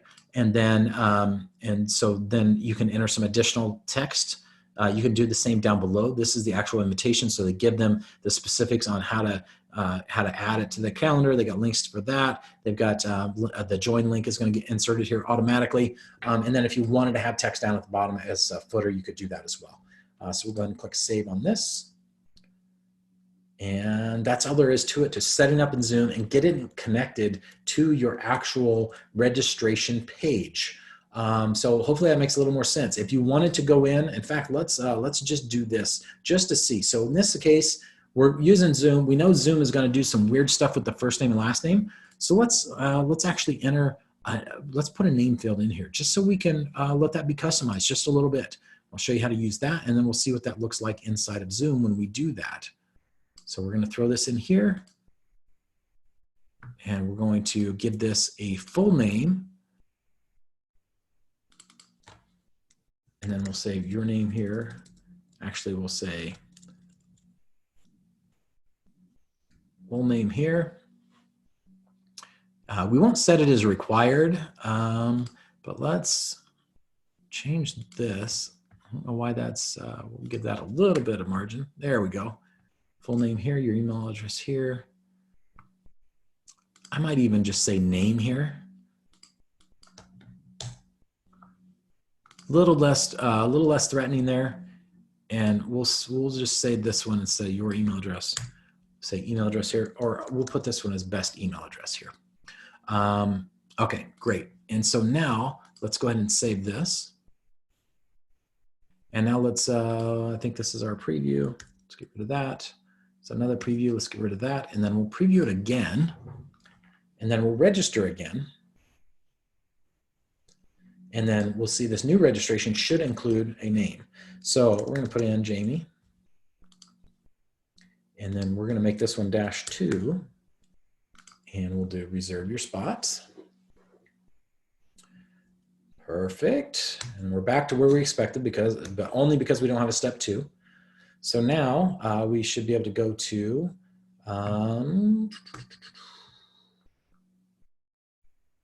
invitations, and we should see registrations. If we view these, they should see our second one. Okay, so now we've got our second one. So you can see now we've got a first name, and the last name is still the email address because we didn't send over a last name field.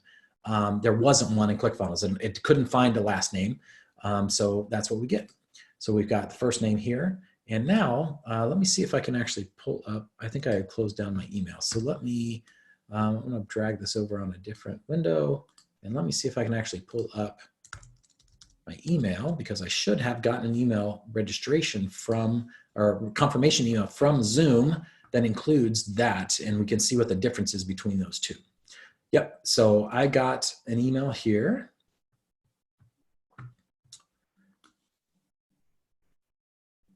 And so we can see the name's not ideal, but it's gonna be okay.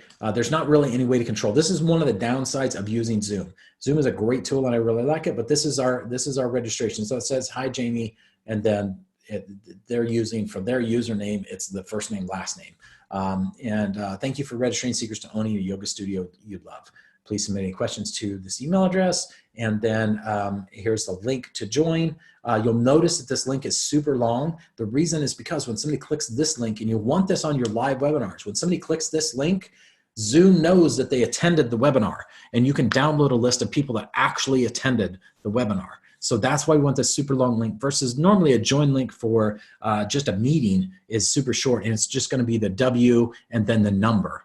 But when you require registration like this, you get the added benefit of being able to go into Zoom and say who actually attended. So if you have 100 people online, then you can see, who were those 100 people, and you can follow up with them specifically. You can actually download a list of those people, and you can add that list into ClickFunnels and send them emails to say, hey, I noticed you attended the webinar. That's awesome. Did you have any questions? You can follow up with them that way. And so, yeah, so that is kind of what we get from Zoom. We've already got emails coming out. We got the confirmations there. And then this one is, again, we kind of get this. Unfortunately, there's not a way to turn that piece off, because inside of Zoom, that email is always got that. We can't turn off the username piece up here. That's a built-in piece of this registration. The other option you have is you can actually just turn off this webinar, this email entirely. And but the benefit of using the Zoom one is because the link is already there, and they can join in that way. And so we want Zoom to send these when you're using Zoom. GoToWebinar has a little more control. So if you use GoToWebinar, it's a little more expensive, but it gives you more marketing control over the emails that are actually sent out. So, and so no email, no reminder email to attendees and panelists, no follow-up. We want to turn on the reminder email. So, and this is the other option inside of Zoom, is you can say, hey, I want to send a reminder email about this, and how many do you want to send?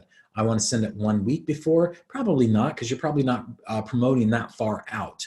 But you probably want to send it 1 day before, and it'll give you the email here. Reminder, meeting topic starts in whatever time. It's going to send them, tell them when it's, how long before it starts. Starts in 1 hour or 1 day. And then again, it comes up and it's going to give them that reminder. It's going to give them their join link. And then you can also do 1 hour. And so now it's going to send that same email for both of these reminders 1 day and 1 hour before starts. And so the time here is going to say, how to own a yoga studio that you love starts in 1 hour. And then, so we want those. And so then I'll get email reminders of those things. And then you could set up follow-ups to those people that come in, and you could send up follow-ups to the absentees. Again, the issue is if we send this here, you don't have a whole lot of control. It's just this block is always there. So I don't really like that. So I don't generally set this up to send follow-up emails to attendees or to absentees about this from Zoom. GoToWebinar is great for their email marketing. Zoom, not so great. Hopefully they catch up, but they're not so great right now. So I leave these off, but the reminder emails so they get the proper join link to join you live when you're doing a live webinar is ideal inside of Zoom. So I would click on that, and we'll save that. And yeah, so that's the setup. And so the next thing that we would need to do is actually go into our webinar page, or our webinar funnel, and we need to build out our confirmation page. Since we're running at 3 hours right now on this session, we still got a few people on here. I appreciate you guys sticking through with me. But since we're running up on 3 hours, I want to take everybody's entire Saturday up. So I think what we'll do is we'll break this out into a new session. We'll pick this one back up next Saturday, where we'll go through and we'll fine tune this thing. We'll get rid of our old crap one here. We've got this. If we refresh this, we should see a fresh screenshot of our new design, and we'll start working on that one. We'll really polish that up. We'll get some of our copy put in place. We'll build out our confirmation page. We'll build out our replay page. These things will go much faster next time around. Since we've got the structure now, we've been through kind of how to structure these things. We can build them out quickly. We'll build out our replay pages, and we'll also go through and make sure everything is connected. So hopefully this has been good for today. Hopefully you guys have learned a ton from this, and there's a ton more to come. So I appreciate you so much for jumping in and being part of this, and I appreciate you taking time out of your Saturday to hang with me for a little bit. So hope you have an awesome time today for the rest of the day. And is there any questions that I can answer while I've got you all? If not, we'll let everybody go for today, and we'll pick back up next Saturday. I'll just kind of give it a couple minutes here. You can either unmute yourselves or just throw it in the chat, whichever you prefer.